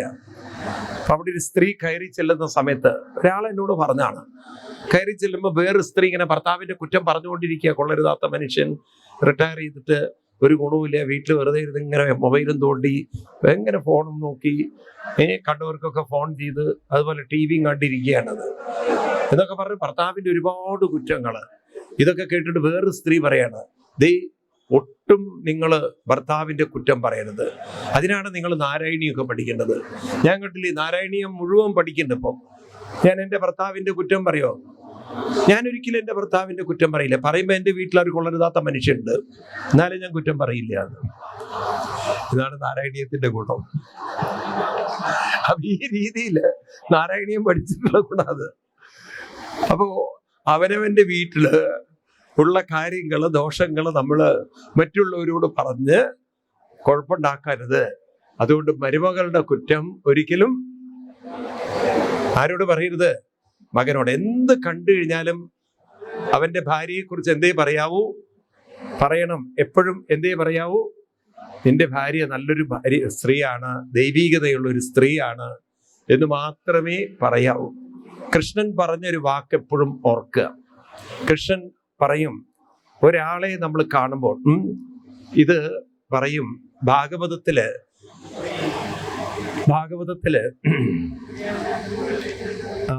എന്താണ് ഈ ഭാഗം വരുന്നത്? കൃഷ്ണനല്ല, വ്യാസഭഗവാൻ പറയുന്നതാണ്. ഇത് 7ാമത്തെ സ്കന്ധത്തിൽ പറയും. നിങ്ങളിൽ ആ പുസ്തകമില്ല, അതുകൊണ്ട് അതിലേക്ക് ഇങ്ങോട്ട് പോവാൻ എനിക്ക് സമ്മതിക്കുന്നില്ല എൻ്റെ മനസ്സ്. അപ്പൊ വേണ്ട, നിങ്ങൾ ആ ഒരു ശ്ലോകം വേണ്ട. നിങ്ങൾ എപ്പോഴും ഇത് ഓർത്താൽ മതി. ഒരാളുടെ കുറ്റം പറയണ സമയത്തൊക്കെ എപ്പോഴും നമ്മളോട് പറയുക, താൻ നിരന്തരം ചെയ്യുന്ന കർമ്മങ്ങൾ ഇത് ഞാൻ തന്നെ അനുഭവിക്കണം എന്ന് പറയാം. ഇന്ന് ഞാൻ ഇവളുടെ കുറ്റം പറഞ്ഞാൽ നാളെ ഇവൾ എന്നെ തോണ്ടി പറമ്പിന്റെ അപ്പുറത്തേക്ക് എത്തും, അല്ലെങ്കിൽ മതിലിന്റെ അപ്പുറത്തേക്ക് എത്തും എന്ന് ബോധമുള്ളവരായിത്തീരുക. അത്രയെങ്കിലും നിങ്ങളെ മനസ്സിൽ വെച്ചാൽ ഒരാളുടെ കുറ്റം പറയാൻ നമ്മുടെ നാവ് തയ്യാറാവില്ല. കാരണം ഇത് ഞാൻ നാളെ തിരിച്ചനുഭവിക്കേണ്ടി വരും എന്നൊരു ബോധം നമ്മുടെ ഉള്ളിൽ വേണോ വേണ്ടയോ? എന്താ വേണ്ടാത്തത് നിങ്ങൾ? മനുഷ്യർക്ക് ഇങ്ങനെയായി കഴിഞ്ഞാൽ വീട് എങ്ങനെ ഉണ്ടാവും? ഇതിങ്ങനെ കൊണ്ട് നടന്നാൽ വീട് എങ്ങനെ ഉണ്ടാവും? നന്നാവോ ഇല്ലയോ? എന്താ ഒന്നും വേണ്ടാത്തത് നിങ്ങൾ? നന്നാവോ ഇല്ലയോ? നന്നാവില്ല. നിങ്ങൾ ആരുടെയും കുറ്റങ്ങൾ പറയുന്നില്ലെങ്കിൽ വീട് നന്നാവോ ഇല്ലയോ? നന്നാവുമോ? നന്നാവും. ഇനി മൂന്നാമത്തതാണ് കൃപ. കൃപ അല്ലെങ്കിൽ ദയ എന്ന് പറയും. കൃപ എന്ന് പറഞ്ഞാൽ കരുണ. ഏറ്റവും വലിയ കരുണ എന്ന് പറയുന്നത് നല്ല കാര്യങ്ങൾക്ക് മറ്റുള്ളവരെ പ്രേരിപ്പിക്കുക, നല്ലതിനൊരു പ്രേരണ കൊടുക്കുക. അതിനാണ് കരുണ എന്ന് പറയുന്നത്. പൊതുവെ സാമ്പത്തികമായി സഹായിക്കുന്നതും മറ്റും മാത്രമല്ല, അതിനേക്കാൾ ഉപരി ഒരാളുടെ ജീവിതത്തെ പരിവർത്തനം വരുത്താനുള്ള ഒരു മാർഗത്തിലേക്ക് കൊണ്ടുപോകാം. ഇതിനാണ് അമ്പലങ്ങളൊക്കെ ഉപയോഗിക്കേണ്ടത്. ഇന്ന് നമ്മുടെ കുട്ടികളൊക്കെ മനസ്സിലാക്കണം, കാലത്തെണീറ്റ് ക്ഷേത്രത്തിൽ പോകുന്നൊരു സംസ്കാരവും ജപിക്കുന്നൊരു സംസ്കാരവും ഇതൊക്കെ ഉണ്ടെങ്കിൽ സത്യത്തിൽ നമുക്ക് അമ്പലത്തിൽ പോകുന്നത് എങ്ങനെ അറിയില്ല. നമ്മളൊക്കെ തൊഴുതു പോകുന്നവരാ അമ്പലത്തില്. മനസ്സിലായി? ഒരു പക്ഷെ പാശ്ചാത്യര് കുറച്ചുകൂടി ഇത് ഉൾക്കൊണ്ടുകൊണ്ട് അമ്പലത്തിൽ പോകുന്നവരാണ്. നമ്മൾ അത്ര ഉൾക്കൊണ്ടുകൊണ്ടല്ല ഈ കാര്യങ്ങളിലൊക്കെ ഇൻവോൾവ് ചെയ്യുന്നത്. നമ്മളൊരു ചടങ്ങിലാണ് പ്രാധാന്യം കൊടുക്കുന്നത് കൂടുതൽ. മറ്റവർ കുറേയും കൂടി സാധനയ്ക്ക് പ്രാധാന്യം കൊടുക്കും. അതുകൊണ്ടാണ് നിങ്ങൾ ഈ ഇസ്കോൺ പ്രസ്ഥാനമൊക്കെ ഇത്ര ഡെവലപ്പ് ചെയ്തതിന് കാരണം വെസ്റ്റേൺ ആളുകൾ വന്നപ്പോൾ അവർക്ക് മനസ്സിലായി വെറുതെ കൃഷ്ണ കൃഷ്ണ പറയലല്ല, ജപിച്ച് ജപിച്ച് ജപിച്ച് ജപിച്ച് മനസ്സിനെ പാകപ്പെടുത്തണം എന്ന് മനസ്സിലായി. അപ്പൊ പിന്നെ എല്ലാവരും തുടങ്ങി. അവർ തുടങ്ങിയപ്പോൾ മനുഷ്യരെല്ലാവരും തുടങ്ങി. ഇതുപോലെ നല്ല കാര്യങ്ങൾക്ക് നേതൃത്വം കൊടുക്കുന്നതാണ് ഏറ്റവും വലിയ കരുണ. ഒരു രത്നാകരന് മരാ മരാ മരാ എന്നെങ്കിലും പറഞ്ഞു കൊടുത്ത കാരുണ്യമാണ് കരുണ. അല്ലേ? ശരിയല്ലത്? ഒരു രത്നാകരനിൽ അങ്ങനെ ഒരു പ്രേരണ കൊടുക്കുമ്പോഴാണ് ഒരു രത്നാകരൻ പിന്നീട് വാത്മീകിയായി മാറുന്നത്. ഓരോ വ്യക്തിയിലും ഒരു വാത്മീകി ഉറങ്ങിക്കിടക്കുന്നുണ്ട്. പക്ഷെ പ്രേരണ കൊടുക്കാൻ ആരും ഇല്ലാത്തത് കൊണ്ടും നല്ലതിനൊരു ഗൈഡൻസ് ഇല്ലാത്തത് കൊണ്ടും അവര് എവിടെ തന്നെയാണോ അവിടെ തന്നെ നിന്ന് പോവാ. ആ എവല്യൂഷൻ ട്രാൻസ്ഫോർമേഷൻ ആവുന്നില്ല. അത് അതിന്റെ ഫസ്റ്റ് സ്റ്റെപ്പ് തന്നെ നിൽക്കുകയാണ്. പടി 6 കടന്ന് അവിടെ ചെല്ലുമ്പോൾ ശിവനെ കാണാം. ഒന്നാമത്തെ പടി തന്നെ നിന്നാൽ എവിടെ കാണാൻ പോകുന്നത്? അപ്പൊ 2ാമത്തെ പടിയിലേക്കും 3ാമത്തെ പടിയിലേക്കും കയറണമെങ്കിൽ അനുഷ്ഠാനം കൊണ്ട് മാത്രമേ സാധിക്കുള്ളൂ. അതിന് പ്രേരണ കൊടുക്കുക. അനുഷ്ഠിക്കുകയും വേണം, അനുഷ്ഠിപ്പിക്കുകയും വേണം, ആചരിക്കുകയും വേണം. ഉറക്കെ പറയൂ. ഇതാണ് അച്ഛനമ്മമാരുടെ ജോലി, മക്കളെ കൊണ്ട് ആചരിപ്പിക്കുക. മനസ്സിലാവുണ്ടോ നിങ്ങൾക്ക്? ഹിന്ദുമതം അങ്ങനെ ഇങ്ങോട്ട് വളർന്നിരുന്നെങ്കിൽ ഗുരുവായൂരപ്പൻ ഏറ്റവും ഇഷ്ടപ്പെടുമായിരുന്നു. കാരണം കൃഷ്ണൻ പറയുന്നുണ്ട്, നിങ്ങൾ ആചരിച്ചാൽ മാത്രം പോരാ, നിങ്ങൾ ആചരിച്ചാൽ മാത്രം പോരാ, എന്ത് വേണം? ആചരിപ്പിക്കുകയും വേണം. നിങ്ങൾ നോക്കൂ, ഗീതയിൽ 18ാം അധ്യായത്തിൽ കൃഷ്ണൻ ഇത് പറയും. അധ്യക്ഷതേ ചെയ്യുമം ധർമ്മ്യം സംവാദം ആവയോ. ഹേ അർജുന, ഞാനും നീയും തമ്മിൽ നടത്തിയ ഈ സംവാദത്തെ ആരാണോ പഠിച്ച് മറ്റുള്ളവർക്ക് അധ്യക്ഷതയെ പഠിപ്പിക്കുന്നത്, ഇഷ്ടസ്യാൽമേ മതി എന്നാണ്. അവരെ എനിക്ക് ഏറ്റവും ഇഷ്ടമാണ്. അപ്പൊ നിങ്ങളൊക്കെ വിചാരിച്ചാൽ ഇത് സാധിക്കും. ഇന്നിപ്പോ ഇവിടെ നടക്കാൻ പോകുന്നു അതാണ്. ഒരു മഹത് വ്യക്തി, അദ്ദേഹം കുറെ അഷ്ടപതി പഠിക്കുന്നു, അദ്ദേഹം കുറെ ആളുകളെ പഠിപ്പിക്കുന്നു. അതിൽ നോക്കൂ, ഒരുപാട് പരിവർത്തനം മനസ്സുകൾക്കുണ്ടാവുകയാണ്. കാരണം ഏത് നല്ല കാര്യം ആളുകൾ ആചരിക്കുന്നുണ്ടോ അവര് ശ്രേഷ്ഠന്മാരാവും. ഒരു ശ്ലോകം കൂടി നിങ്ങളുടെ ശ്രദ്ധയിൽ എപ്പോഴും ഓർമ്മ വേണം. ഗീതയിൽ 3ാം അധ്യായത്തിൽ 18ാം ശ്ലോകം. ഗീതയിൽ 3ാം അധ്യായത്തിൽ 18ാം ശ്ലോകം അതെല്ലാ മുതിർന്നവർക്കും ഉള്ളൊരു നിർദ്ദേശമാണ്. കൃഷ്ണൻ പറയും, യദ്യദാചരതി ശ്രേഷ്ഠ മൂന്നിൽ 3-ാം അധ്യായത്തിൽ 18 21 ശ്ലോകം. 3:21 ആണോ? 21 യദ്യദാചരതി ശ്രേഷ്ഠ തത്തദേവേതരോ ജന സയത് പ്രമാണം കുരുതേ ലോകസ്തദന വർത്തതേ. യത് ആചരതി ശ്രേഷ്ഠ. നിങ്ങൾ നോക്കൂ, ആചരിക്കുന്ന ആളുകളാണ് ഏറ്റവും ശ്രേഷ്ഠന്മാരെന്ന് ഭഗവാൻ പറഞ്ഞു. തൊഴുതു പോകുന്നവരെ ശ്രേഷ്ഠൻ എവിടെയും പറഞ്ഞിട്ടില്ല. അങ്ങനെ ശ്ലോകമേ ഭാഗവതത്തിലില്ല. ഉള്ളത് പറയാ, തൊഴുതു പോകുന്നവൻ കഴുതയാണെന്ന് എഴുതി വെച്ചിട്ടുണ്ട്. ആരാണ്? തൊഴുതു പോകുന്നവൻ കഴുതയാണെന്ന് എഴുതി വെച്ചിട്ടുണ്ട്. യസ്യാത്മബുദ്ധി ഗുണപേത്രിധാതുകേ സ്വതിക്കളത്രാദിഷു ഭൗമ ഈജ്യതി. ഭാഗവതം 10-ാം സ്കന്ധം 84-ാം അധ്യായത്തിൽ 13-ാം ശ്ലോകം. സാക്ഷാൽ ഗുരുവായൂരപ്പന്റെ വരികളാണ്. എന്നെ വെറുതെ തൊഴുതു പോകുന്നവൻ സയേവ ഘോകര, അവനാണ് കഴുത എന്നാണ്. ഇതൊക്കെ ഗുരുവായൂരമ്പലത്തിൽ എഴുതി വെക്കേണ്ട വരികളാണ്. അല്ല, തമാശയല്ലത്. ഒരാളുകൾ അങ്ങനെ തൊഴുതുപോയി ശീലിച്ചു പോയി ആളുകൾ. അപ്പൊ ഇതിന്ന് മാറ്റം ഉണ്ടാക്കണം. കൃഷ്ണൻ പറയുന്നു ആചരതി ശ്രേഷ്ഠ. ആരാ ശ്രേഷ്ഠന്മാര്? ആചരിക്കുന്നത്. അപ്പൊ എങ്ങനെ ആചരിക്കണം? അതിനാണ് ഗുരുക്കന്മാര് പറഞ്ഞ വഴികളിലൂടെ ജീവിതത്തെ നമ്മൾ കൊണ്ടുപോകണം. നാമം ജപിക്കാനാണ് ഋഷിവര്യന്മാര് പറഞ്ഞിരിക്കുന്നത്. കൃഷ്ണനും പറഞ്ഞിരിക്കുന്നത് നാമം ജപിക്കാനാണ്. ആചാര്യന്മാരൊക്കെ പറഞ്ഞത് എന്താണ്? ഗുരുനാഥൻ തുണ ചെയ്യുക സന്തതം. തൊഴുതു പോവാനാണോ പൂന്താനം പറഞ്ഞത്? ആണോ? ഗുരുനാഥൻ തുണ ചെയ്യുക സന്തതം. തിരുനാമം നാമം ചൊല്ലാൻ തന്നെയല്ലേ പറഞ്ഞത്? അതല്ലേ ആചരിക്കേണ്ടത്? ആണോ അല്ലയോ? സത്യം പറയൂ, നിങ്ങളുടെ മക്കളെ കൊണ്ട് എത്ര പേര് ഈ പറഞ്ഞ കാര്യം ചെയ്യിക്കുന്നുണ്ട്? നാമം ചൊല്ലിക്കുക എന്നൊരു സംഭവം നമുക്ക് ലജ്ജ തോന്നുമിന്ന്. ഹിന്ദു മതത്തിൽ അത് ഇല്ലാതെയിപ്പോയി. ഗുരുത്വമില്ലാത്ത മക്കളെയാണ് നമ്മൾ വളർത്തുന്നതെന്ന് അറിയുന്നില്ലേ? ആലോചിച്ച് നോക്കൂ നിങ്ങൾ.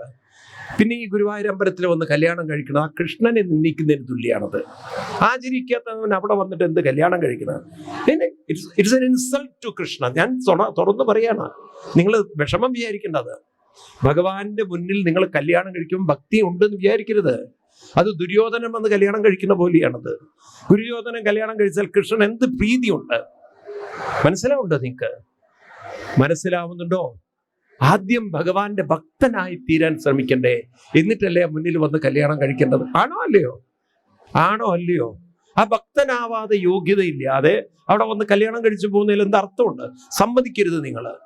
നിങ്ങൾ പറയണം, ആര് മക്കള് കല്യാണം കഴിക്കാൻ താല്പര്യപ്പെടണോ വിഷ്ണു സഹസ്രനാമം ചൊല്ല് 10 ഡെയിലി ചൊല്ല്. എന്നിട്ട് നമുക്ക് നോക്കാം, കെട്ടണോ? അല്ലെ, കൃഷ്ണന്റെ മുന്നിൽ നിൽക്കാനൊരു യോഗ്യതയില്ലാത്ത നീ, അതാണ് പൂന്താനം പറഞ്ഞത്, യോഗ്യത വരുത്തേണമേ ഭഗവാനെ. അതിനുള്ള യോഗ്യത എനിക്കുണ്ടാവണമെന്ന് ഞാൻ പറയുന്നത് ശ്രദ്ധിക്കണ്ടോ നിങ്ങൾ? ഇതല്ലേ വേണ്ടത്? നമ്മുടെ സംസ്കാരത്തിൽ വലിയൊരു ശുദ്ധി സംഭവിച്ചതാണ്. ഇന്ന് ഞാനിതൊക്കെ നിങ്ങളോട് പറയണമെന്ന് അറിയോ?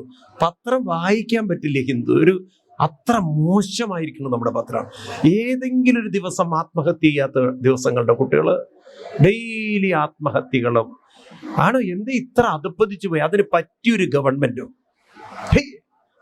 കഷ്ടം. ഇങ്ങനെ ഒരു സംസ്കാര ശൂന്യരായി പോയല്ലോ. ഒരു ജനത ആത്മഹത്യ ചെയ്തിട്ട് ഒരു വികാരം ഇല്ലാത്തവരായി പോയല്ലോ. എവിടെ ഒരു മാറ്റം? അത് നമ്മളുണ്ടാക്കിയ പ്രശ്നമാണ്. കാരണം നമ്മുടെ കുട്ടികൾ അവരുടെ മാനസിക സംഘർഷങ്ങൾ കൂടി വരുമ്പോൾ, അതിൽ നിന്ന് പുറത്ത് കടക്കാൻ പറ്റാതെ വരുമ്പോൾ ആത്മഹത്യയാണ്. ഇത് ആര് കുറയ്ക്കും? അത് ചെറുപ്പത്തിലെയൊക്കെ ഒരു നാമജപ സംസ്കാരം ഉണ്ടെങ്കിൽ ഈ സംഘർഷങ്ങളുടെ തീവ്രത നിങ്ങൾ നോക്കൂ. പ്രഹ്ലാദനും ധ്രുവനും ഒക്കെ കടന്നുപോയത് അതല്ലേ? പൂന്താനം എന്താ മകൻ മരിച്ച ദുഃഖത്തിലൂടെ കടന്നുപോയില്ലേ? ഇങ്ങനെ അനവധി ആളുകള് സംഘർഷങ്ങൾ, പട്ടതിരിപ്പാട് പോയില്ലേ? ഇവരൊക്കെ കടന്നുപോയിട്ടുണ്ട്. ഉണ്ടോ? ആരാ സംഘർഷങ്ങളിലൂടെ കടന്നു പോവാത്തത്? എല്ലാവർക്കും ഓരോരോ പ്രശ്നമുണ്ട്. എല്ലാവർക്കും ഓരോരോ പ്രശ്നങ്ങളുണ്ട്. മനസ്സിലാവുണ്ടല്ലോ? എനിക്കുണ്ട്. എനിക്കൊരു മാസം 2.5-3 ലക്ഷം രൂപ വേണം ജീവിക്കാൻ. കാരണം അത്രയും സ്റ്റാഫിന് പേയ്മെന്റ് ചെയ്യണം. ഉള്ള കാര്യം പറയണം. ഒരു 3 ലക്ഷത്തോളം സാലറി കൊടുക്കണം എനിക്കൊരു മാസം, അത്രയും സ്റ്റാഫിനെ കൊണ്ടു നടക്കാൻ. അപ്പൊ ഈ പൈസ വന്നില്ലെങ്കിൽ അവരുടെ കുടുംബം പട്ടിണിയാവും. മനസ്സിലായില്ലേ? അവരുടെ പ്രശ്നങ്ങൾ ഉണ്ടാവും. അപ്പൊ ഞാൻ അത്രയും ഉണ്ടാക്കണം. പണിയെടുക്കേണ്ട വേണം. വെറുതെ ആരും പൈസ കൊടുത്തിരില്ല. ഉള്ള കാര്യം പറയാണ്, നിങ്ങളോട് ഫാക്ട് പറയാണ്. പണിയെടുത്താൽ തന്നെ കർമ്മണ്യേവാധികാരസ്തേ മാ ഫലേഷു കഥാജന. കർമ്മം ചെയ്താൽ തന്നെ നമുക്ക് ജീവിക്കാൻ പറ്റുള്ളൂ. ആണോ അല്ലയോ? എന്താ മിണ്ടാത്തത് നിങ്ങള്? ഇത് സത്യമാണ് നിങ്ങളോട് പറയുന്നത്. വെറുതെ പ്രാർത്ഥിച്ചിരിക്കരുത്. അവനവന്റെ മനസ്സിനെ ഉയർത്തി ഉയർത്തി കൊണ്ടുവരികയും വേണം. മറ്റുള്ളവരെ ഉയരാൻ പ്രേരണയും പ്രചോദനവും പ്രോത്സാഹനവും കൊടുക്കാൻ നമുക്ക് സാധിച്ചാൽ ബാക്കി പണം വരെ പോവുകയൊക്കെ ചെയ്യട്ടെ, അറ്റ്ലീസ്റ്റ് ഉള്ളിൻ്റെ ഉള്ളിൽ കൃതാർത്ഥത, ധന്യത, തൃപ്തി അത് വരില്ലേ? വരുമോ ഇല്ലയോ? പറയൂ. ജീവിതം അതാണ്. ഇപ്രകാരം ഇവിടെ നമുക്ക് ഭാഗവതത്തിൽ ദേവി പറയുന്ന കാര്യങ്ങളാണ് ഞാൻ പറയുന്നത്. പ്രേമം ഏതൊക്കെയാ ഇപ്പൊ പറഞ്ഞത്? പ്രേമം മനസ്സിലായി നല്ലോണം, അത് മറക്കില്ല ആരും. പ്രേമം, മൈത്രി, കൃപ. ഇനി നാലാമത്തതാണ് ഉപേക്ഷ. ഉപേക്ഷിക്കേണ്ടത് ആളുകളെയല്ല, ഉപേക്ഷിക്കേണ്ടത് അവനവന്റെ ചില ശീലങ്ങളെയാണ്. അവനവന്റെ ചില ശീലങ്ങൾ. അതിലേറ്റവും അപകടകാരികളായ 2 ശീലങ്ങളാണ് മനുഷ്യന്റെ ഉള്ളിലുള്ള ആലസ്യം. ഒരു കൃത്യനിഷ്ഠയിലേക്ക് മനുഷ്യൻ വരണം. ആലസ്യവും മാറ്റണം. അതുപോലെ മനസ്സിന്റെ അനാവശ്യങ്ങളായ, ശ്രദ്ധിക്കണം, ഇതൊരു മോസ്റ്റ് ഡേഞ്ചറസ് ആണ് ഇന്ന് മനുഷ്യൻ കൊണ്ട് നടക്കുന്ന ഒരു പലതിലുമുള്ള അടിമത്വവും കൊണ്ട് നിർത്തണം. പലതിലും ഇന്ന് മനുഷ്യൻ സ്ലേവാണ്, അടിമകളായിട്ടിരിക്കുകയാണ്. അത് രാഷ്ട്രീയമായാലും ശരി. ഉപേക്ഷിക്കേണ്ടത് അവനവന്റെ തന്നെ ശീലങ്ങളെയാണ്. അലസതയും മാറ്റണം. അനാവശ്യമായി ഒന്നിലും അമിതമായി ഒട്ടലുണ്ടാക്കരുത്. കാരണം നാളെ ഇതൊന്നും ഉണ്ടാവില്ല. ഉണ്ടാവുന്നത് ഒരൊറ്റ കാര്യമുള്ളൂ, അവനവന്റെ അനുഷ്ഠാനവും ആ അനുഷ്ഠാനത്തോട് കൂടി ചേർന്ന് ആരെങ്കിലുമൊക്കെ ഇൻട്രസ്റ്റഡ് ആയാൽ ആളുകളുണ്ടാവും, സാധനയും ഉണ്ടാവും, സത്സംഗവും ഉണ്ടാവും. ഏതുണ്ടാവും? സാധനയും ഉണ്ടാവും. പൂന്താനത്തിന്റെ അവസാനം, പൂന്താനം ശരീരം ഉപേക്ഷിക്കുന്ന സമയത്ത് ഭാര്യ പോലും പോയില്ല, അവിടുത്തെ ജോലിക്കാരി പോയി എന്നൊക്കെയാണ് കഥ. കേട്ടില്ലേ നിങ്ങൾ? കേട്ടിട്ടുണ്ടോ? കാരണം ആ പൂന്താനത്തിന്റെ ആ സത്സംഗ സംസ്കൃതിയില് കണക്ട് ചെയ്യാൻ അവിടെ ഉണ്ടായിരുന്ന ആ ജോലിക്കാരിക്ക് സാധിച്ചുള്ളൂ, ഭാര്യയ്ക്ക് പോലും സാധിച്ചില്ല എന്നാണ്. കൃഷ്ണന്റെ അടുത്ത് ശരീരം ഉപേക്ഷിക്കുന്ന സമയത്ത് ആർക്കും കാൽക്കൽ വീണൊന്നും ചോദിക്കാൻ തോന്നിയില്ല, ഉദ്ധവർക്ക് തോന്നി. അതുകൊണ്ട് കാലിൽ കിടന്ന മെതിയടി കൃഷ്ണൻ അവസാനം കൊടുക്കുന്നത് ഭാര്യയ്ക്കോ മക്കൾക്കോ അല്ല, കൊടുക്കുന്നത് തൻ്റെ കൂടെ നിഴലായി നടന്ന ആർക്കാണ്? ഉദ്ധവർക്കാണ്. ഇതാണ് സത്സംഗം. ലാസ്റ്റ് നമ്മുടെ കൂടെ ഒരു സത്സംഗം ഉണ്ടാവും, അതിനുള്ള ആളുകളൊക്കെ ഉണ്ടാവും. മനസ്സിലാവുണ്ടല്ലോ? അതുകൊണ്ട് ഇവിടെ പ്രേമ, മൈത്രി, കൃപ, ഉപേക്ഷ, ഇതാണ് വാസ്തവത്തിൽ ദേവി പറയുന്നത്. നമുക്ക് ആ ദേവിയുടെ ആ ലാസ്റ്റ് 2 വരികൾ നോക്കാം. കൃഷ്ണനോട് പറയുന്നത്, ഞാൻ എന്തിനാണ് അങ്ങേ കല്യാണം കഴിച്ചത്? അപ്പൊ എന്തിനാ കല്യാണം കഴിച്ചത്? പ്രേമ, മൈത്രി, കൃപ, ഉപേക്ഷ. എന്തിനാ മക്കളെ കല്യാണം കഴിപ്പിച്ചു കൊടുക്കുന്നത്? ഇത് വരികൾ മറക്കരുത്. എന്തിനാ കല്യാണം കഴിപ്പിച്ചു കൊടുക്കുന്നത്? ഉറക്കെ പറയൂ. പ്രേമ, മൈത്രി, കൃപ, ഉപേക്ഷ. ഉറക്കെ പറയൂ. അനുഷ്ഠാനം വേണം, മറ്റുള്ള ഒരാളെ അനുഷ്ഠാനത്തിലേക്ക് പ്രേരിപ്പിക്കണം, വേണ്ടാത്തതായ ചിന്തകളെ ഉപേക്ഷിക്കണം, അല്ലേ? അങ്ങനെയൊക്കെ മനുഷ്യനൊരു പരിവർത്തനം ഉള്ളിൽ ഉണ്ടാക്കുമ്പോൾ അവനവനും ഗുണം കിട്ടുന്നു, മറ്റുള്ളവർക്കും അതിന്റെ പ്രയോജനം കിട്ടുന്നു. ലാസ്റ്റ് 2 ശ്ലോകങ്ങൾ, വരികൾ നമുക്ക് നോക്കാം.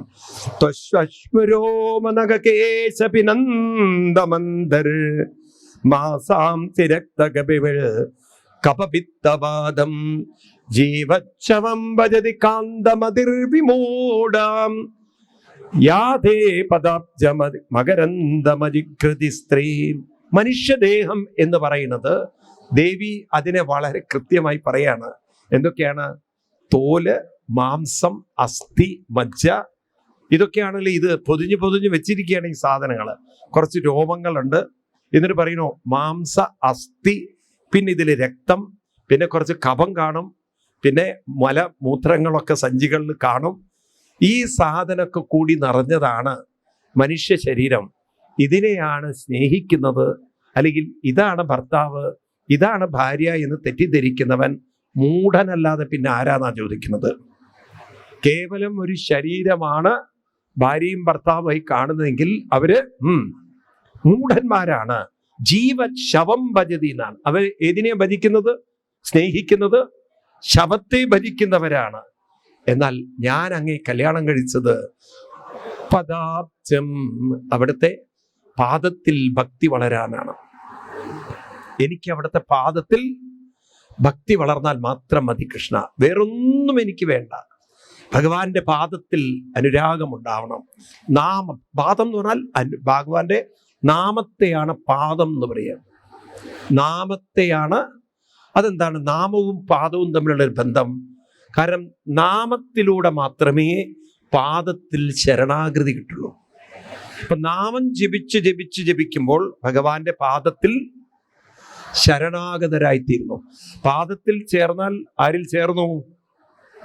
ഭഗവാനിൽ ചേർന്നു എന്നാണ്. അപ്പൊ നാമമാണ് ഭഗവാന്റെ പാദം എപ്പോഴും ഓർത്തോണം.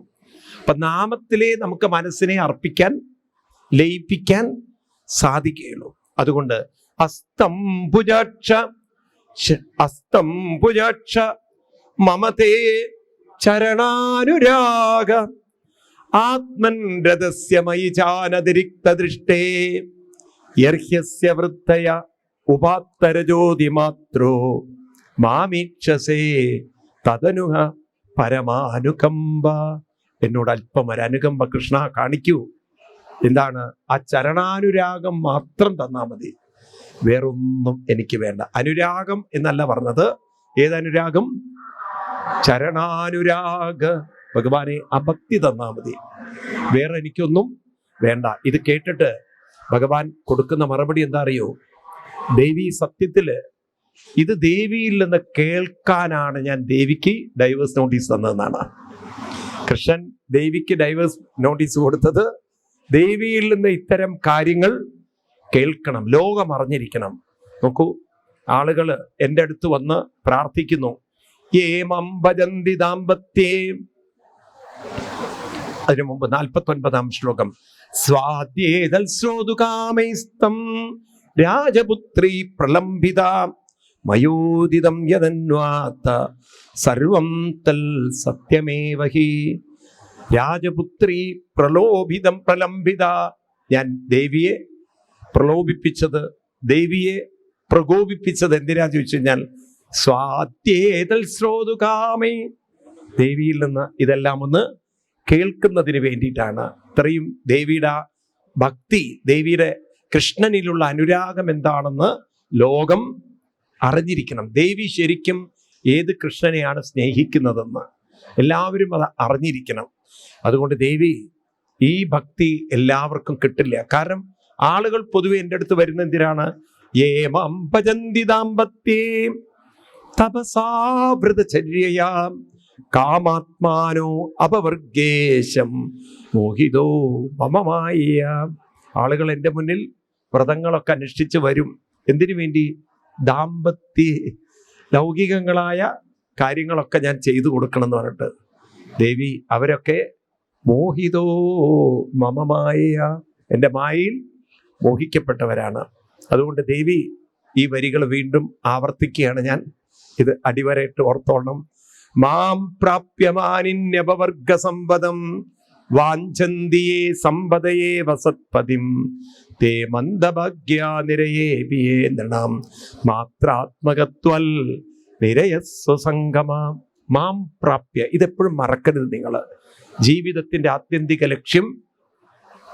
ആത്യന്തികമായ ലക്ഷ്യം ജീവഭാവത്തെ പൂർണ്ണതയിലെത്തിക്കലാണ്. ഞാനും നിങ്ങളും ഭഗവാന്റെ അംശങ്ങളാണ്, മറക്കരുത്. നമ്മൾ ഭഗവാന്റെ അംശങ്ങളാണ്. ഈ മനസ്സ് ഉണർന്നു വരുന്നത് ഭഗവാനിൽ നിന്നാണ്. അത് തിരിച്ചെത്തേണ്ടതും ഭഗവാനിലേക്ക്. ആ ബോധം എപ്പോഴും ഉണ്ടാവണം. പൂർണ്ണമിതം, ഈ ബോധം ഉണ്ടാവണം. സാന്ദ്രാനന്ദാവബോധം, ഈ ബോധം ഉണ്ടാവണം. ഞാൻ അവസാനം നിർലീനാനേകമുക്താവലി സുഭഗതമേ നിർമ്മല ബ്രഹ്മ സിന്ധു, ആ നിർമ്മല സിന്ധുവിലേക്ക് നിർലീനം. നിർലീനമാവാനാണ് വന്നത്. ഭട്ടതിരിപ്പാട് ആവർത്തിച്ച് ഇത് ഉറപ്പിക്കുന്നുണ്ട് നമ്മുടെ തലയിൽ.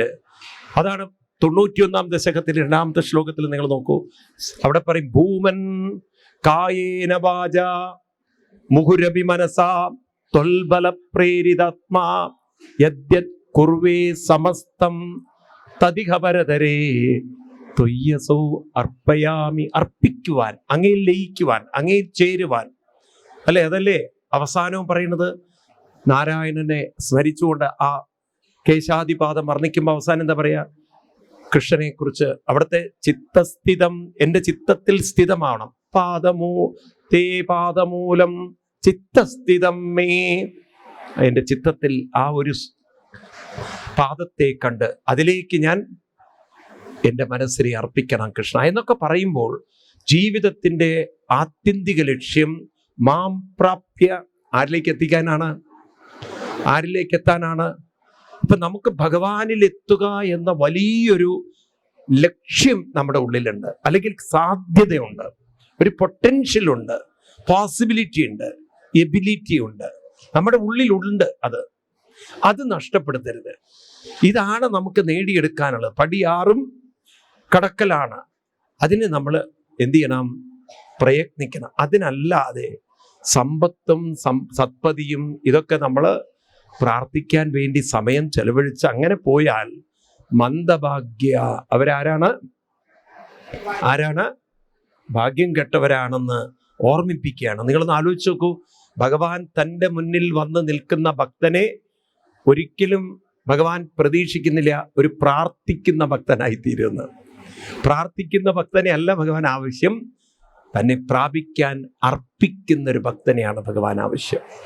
തന്നിലേക്ക് എത്തണം. കാരണം ഭഗവാനും ഞാനും എല്ലാം ഒന്നാണ്. അപ്പോൾ ഓരോരുത്തരുടെയും കർമ്മവാസനയ്ക്കനുസരിച്ച്, പ്രയത്നത്തിനനുസരിച്ച് അർഹിക്കുന്നതെല്ലാം വന്നു ചേരും. അർഹിക്കാത്തത് എന്ത് വന്നിട്ടും കാര്യമില്ല, അത് കയ്യിൽ നിൽക്കില്ല. ലോട്ടറി അടിക്കുന്ന പോലെയാണ്. ലോട്ടറി അടിച്ചിട്ട് 1% ആൾക്കാർ പോലും ഇതുവരെ നന്നായിട്ടില്ല. പൈസ കയ്യിൽ നിൽക്കില്ല എന്ന് ഉറപ്പല്ലേ? ആണോ അല്ലയോ? നോക്ക്, എത്രയോ ആളുകൾ എന്തൊക്കെ തട്ടിപ്പിലാണ് പെട്ടുപോകുന്നത്. എടുത്ത് ചാട്ട് എന്തോ കിട്ടുന്നൊക്കെ സ്വപ്നം കണ്ട് അവസാനം കടിച്ചതുമില്ല, പിടിച്ചതും. ഇതൊക്കെ നമ്മൾ പത്രത്തിൽ വായിക്കുന്നില്ലേ? ഇപ്പം ഇവിടെ ഒരു കാര്യം ഉറപ്പാണ്, നിങ്ങൾ ഭക്തി കൊണ്ടു നടന്നാൽ ഭഗവാന്റെ ഒരു കരുതൽ, ഭഗവാന്റെ ഒരു കാരുണ്യം, ഭഗവാന്റെ ഒരു അനുഗ്രഹം എപ്പോഴും എപ്പോഴും എപ്പോഴും എപ്പോഴും എപ്പോഴും പിന്നാലെ പിന്നാലെ പിന്നാലെ കൂടെ ഉണ്ടാവും. ഭഗവാൻ നോക്കൂ, പലർക്കും അത് മനസ്സിലാവുന്നില്ല. പലരും ധരിക്കുന്നത് കൃഷ്ണൻ ഈ ശംഖചക്രഗദാരൂപത്തിലൊക്കെ വരുന്നത് ഈ ജന്മം വരില്ല. ഭഗവാൻ അങ്ങനെ വന്നിട്ടും കാര്യമില്ല. നിങ്ങൾ രാവിലെ തന്നെ വീടിന് മോർണിംഗ് ഒരു ആരെങ്കിലും റിങ്ങൊക്കെ അടിച്ച് ബെൽ ഒക്കെ അടിച്ചിട്ട് ഡോർ ബെല്ലൊക്കെ ആരെങ്കിലും അടിച്ചിട്ട് നിങ്ങൾ ഡോറ് തുറക്കുമ്പോൾ ശംഖചക്രഗദാരൂപത്തിൽ ഒരു കുട്ടി, ഞാൻ അകത്തോട്ട് വന്നോട്ടെ എന്ന് ചോദിച്ചാൽ നിങ്ങൾ എന്താ പറയാ? ഈ ഗുരുവായൂർ അമ്പലത്തിൽ നിങ്ങൾ വന്നു, ലോഡ്ജിൽ താമസിക്കുന്നു, നിങ്ങൾ ഒറ്റയ്ക്ക് 3 മണിക്ക് മുന്നിലുണ്ട്, ബെല്ലൊക്കെ അടിച്ചിട്ട് നോക്കുമ്പോണ്ട് ഓടക്കോളിൽ പിടിച്ചിട്ട് ഒരാൾ നിൽക്കണു. അത്യാവശ്യം നല്ല വലിപ്പമുണ്ട്, താടിയും വെച്ചിട്ടുണ്ട്. കൃഷ്ണന് പൊതുവെ താടിയില്ലല്ലോ. എന്നിട്ട് ചോദിക്കുകയാണ്, ഞാൻ നിങ്ങളെ അനുഗ്രഹിക്കാമെന്ന്, അകത്ത് കയറിക്കോട്ടെ എന്ന്. നിങ്ങൾ ജീവനും കൊണ്ട് ഓടിയിട്ടുണ്ടാവും. മനസ്സിലായില്ലേ? കാരണം നമുക്ക് കൃഷ്ണൻ എന്നൊക്കെ പറഞ്ഞാൽ നമ്മുടെ വിചാരം ഏതോ രൂപത്തിലൊക്കെ വരുന്നതാണ്. ഭട്ടതിരിപ്പാട് പറയുന്നു, അങ്ങനെയൊന്നും ഒരു രൂപത്തിലൊന്നും. നോ തിര്യം ജന്മമർത്യം നസുരമസുരം ന സ്ത്രീയം ന പുമാംസം നോ ദ്രവ്യം കർമ്മജാതിം സദസദ്വാഭിതേ രൂപമാഹു ശിഷ്ടം യസ്യാ നിഷേധേ നിഗമസദൈ ലക്ഷണാ വൃത്തിതസ്ഥൽ കൃഷ്ണേന വിദ്യമാനം പരമസുഖമയം ബാധി തസ്മൈ നമസ്തേ. നാരായണീയം 98-ാം ദശകം 3-ാം ശ്ലോകത്തിൽ പറയുന്നത്. ഭഗവാൻ ഏത് രൂപത്തിൽ വരുന്നു വെച്ച് കഴിഞ്ഞാൽ ഒരുപക്ഷെ നിങ്ങൾ വിചാരിച്ച രൂപത്തിലല്ല. ശിഷ്ടം യസ്യാൽ നിഷേധേ.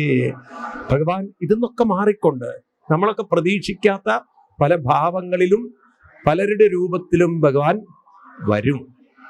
അത് ഭഗവാന്റെ പ്രതിജ്ഞയാണ്. അപ്പം അതുകൊണ്ട് അത്തരത്തിലൊരു മാനസികാവസ്ഥയിലേക്ക് നമുക്ക് ഉയരണമെങ്കിൽ മനസ്സ് പൂർണ്ണമായി ആർക്ക് വിട്ടുകൊടുക്കണം? എപ്പോഴും ഓർക്കണം, മനസ്സ് നിങ്ങളുടെ അല്ല. ഈ ഞാൻ എന്നൊക്കെ പറയുമ്പം എപ്പോഴും ഉള്ളി പറയാ, മനസ്സ് എൻ്റെ അല്ല, ഞാൻ എൻ്റെ അല്ല എന്ന് പറയൂ. അതൊന്ന് പറഞ്ഞു നോക്കൂ നിങ്ങൾ. ഞാൻ എൻ്റെ അല്ല. ഇത് വട്ടാണ് തോന്നിയേ. ഈ ഞാൻ എൻ്റെ അല്ല, ഞാൻ ആരുടെയാണ്? ഭഗവാന്റെയാണ്. എന്ന് പറഞ്ഞു നോക്കൂ നിങ്ങൾ. ഞാൻ എൻ്റെ അല്ല. ഇപ്പൊ ഈ ഞാൻ എന്ന് പൊങ്ങി വരുമ്പോൾ ഇത് ഓർമ്മ വേണം. ഏത്? ഞാൻ എന്ന് പൊങ്ങി വരുമ്പോ ഓർമ്മ വേണം. എന്ത്? ഹൃദയ കുഹരമത്യേ കേവലം ബ്രഹ്മമാത്രം ഹി അഹമഹമഹമിതി ആത്മരൂപേണ ഭാതി. ഇത് വളരെ മനോഹരമായി വർണ്ണിച്ചിരിക്കുന്നത് രമണ മഹർഷിയാണ്. അദ്ദേഹം പറയും, ഞാൻ എന്ന് പൊങ്ങി വരുമ്പോ ഓർക്കണം, ഈ ഞാൻ എന്ന് പറയുന്നത് എൻ്റെ അല്ല. ആരുടെയാണ്? ഭഗവാൻ ഉണർത്തിയാലേ ഞാനുള്ളൂ. ഭഗവാൻ ഉണർത്തിയില്ലെങ്കിൽ ആരില്ല? ഞാനില്ല. പിന്നെ അതിൻ്റെ ഇടയിൽ എങ്ങനെ ഞാൻ കയറി വരേണ്ടത്? എന്നെ ഞാൻ എൻ്റേതാക്കരുത്. എന്നെ ഞാൻ ആരുടേതാക്കണം? അപ്പൊ ഞാൻ ഒറ്റയ്ക്കല്ല, എൻ്റെ കൂടെ എപ്പോഴും ഭഗവാനുണ്ട്. ഞാൻ അതിൻ്റെ ഒരു നിഴലാണ്, ഒരു അംശമാണ്, അതിൻ്റെ ഒരു ഭാവമാണ്. മനസ്സിലാവുണ്ടോ പറയുന്നത്? ഇതൊക്കെ ഉള്ളിൻ്റെ ഉള്ളിൽ തട്ടിക്കഴിഞ്ഞാൽ പിന്നെ നിങ്ങൾ ഒറ്റയ്ക്കല്ല. നിങ്ങളെ ഒറ്റപ്പെടുത്താൻ, ഒറ്റയ്ക്കാക്കാൻ ഒരു ശക്തിക്കും സാധ്യമല്ല. കാരണം ഉണ്ണികൃഷ്ണൻ മനസ്സിൽ കളിക്കുന്ന മനോഹര ഭാവം, ചിത്തത്തിലച്യുത കളിപ്പന്തലിട്ടു വിളയാടിയിടുക എൻ മനസ്സി. അല്ലെ, എത്ര മനോഹരമായിട്ടാണ് എഴുത്തച്ഛനൊക്കെ എഴുതി വെച്ചിരിക്കുന്നത്. ആ ഒരു ബോധം, ആ ഭാവം നമ്മുടെ ഉള്ളിൽ ഉറയ്ക്കണം.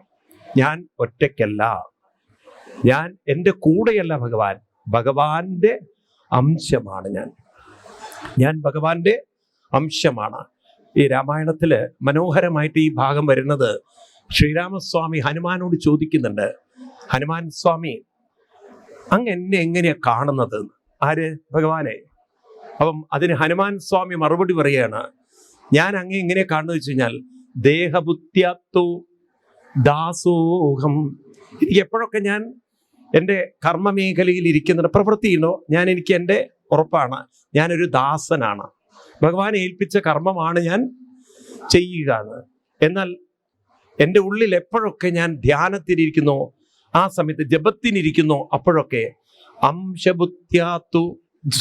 ജീവബുദ്ധ്യാത്തു അംശോഹം.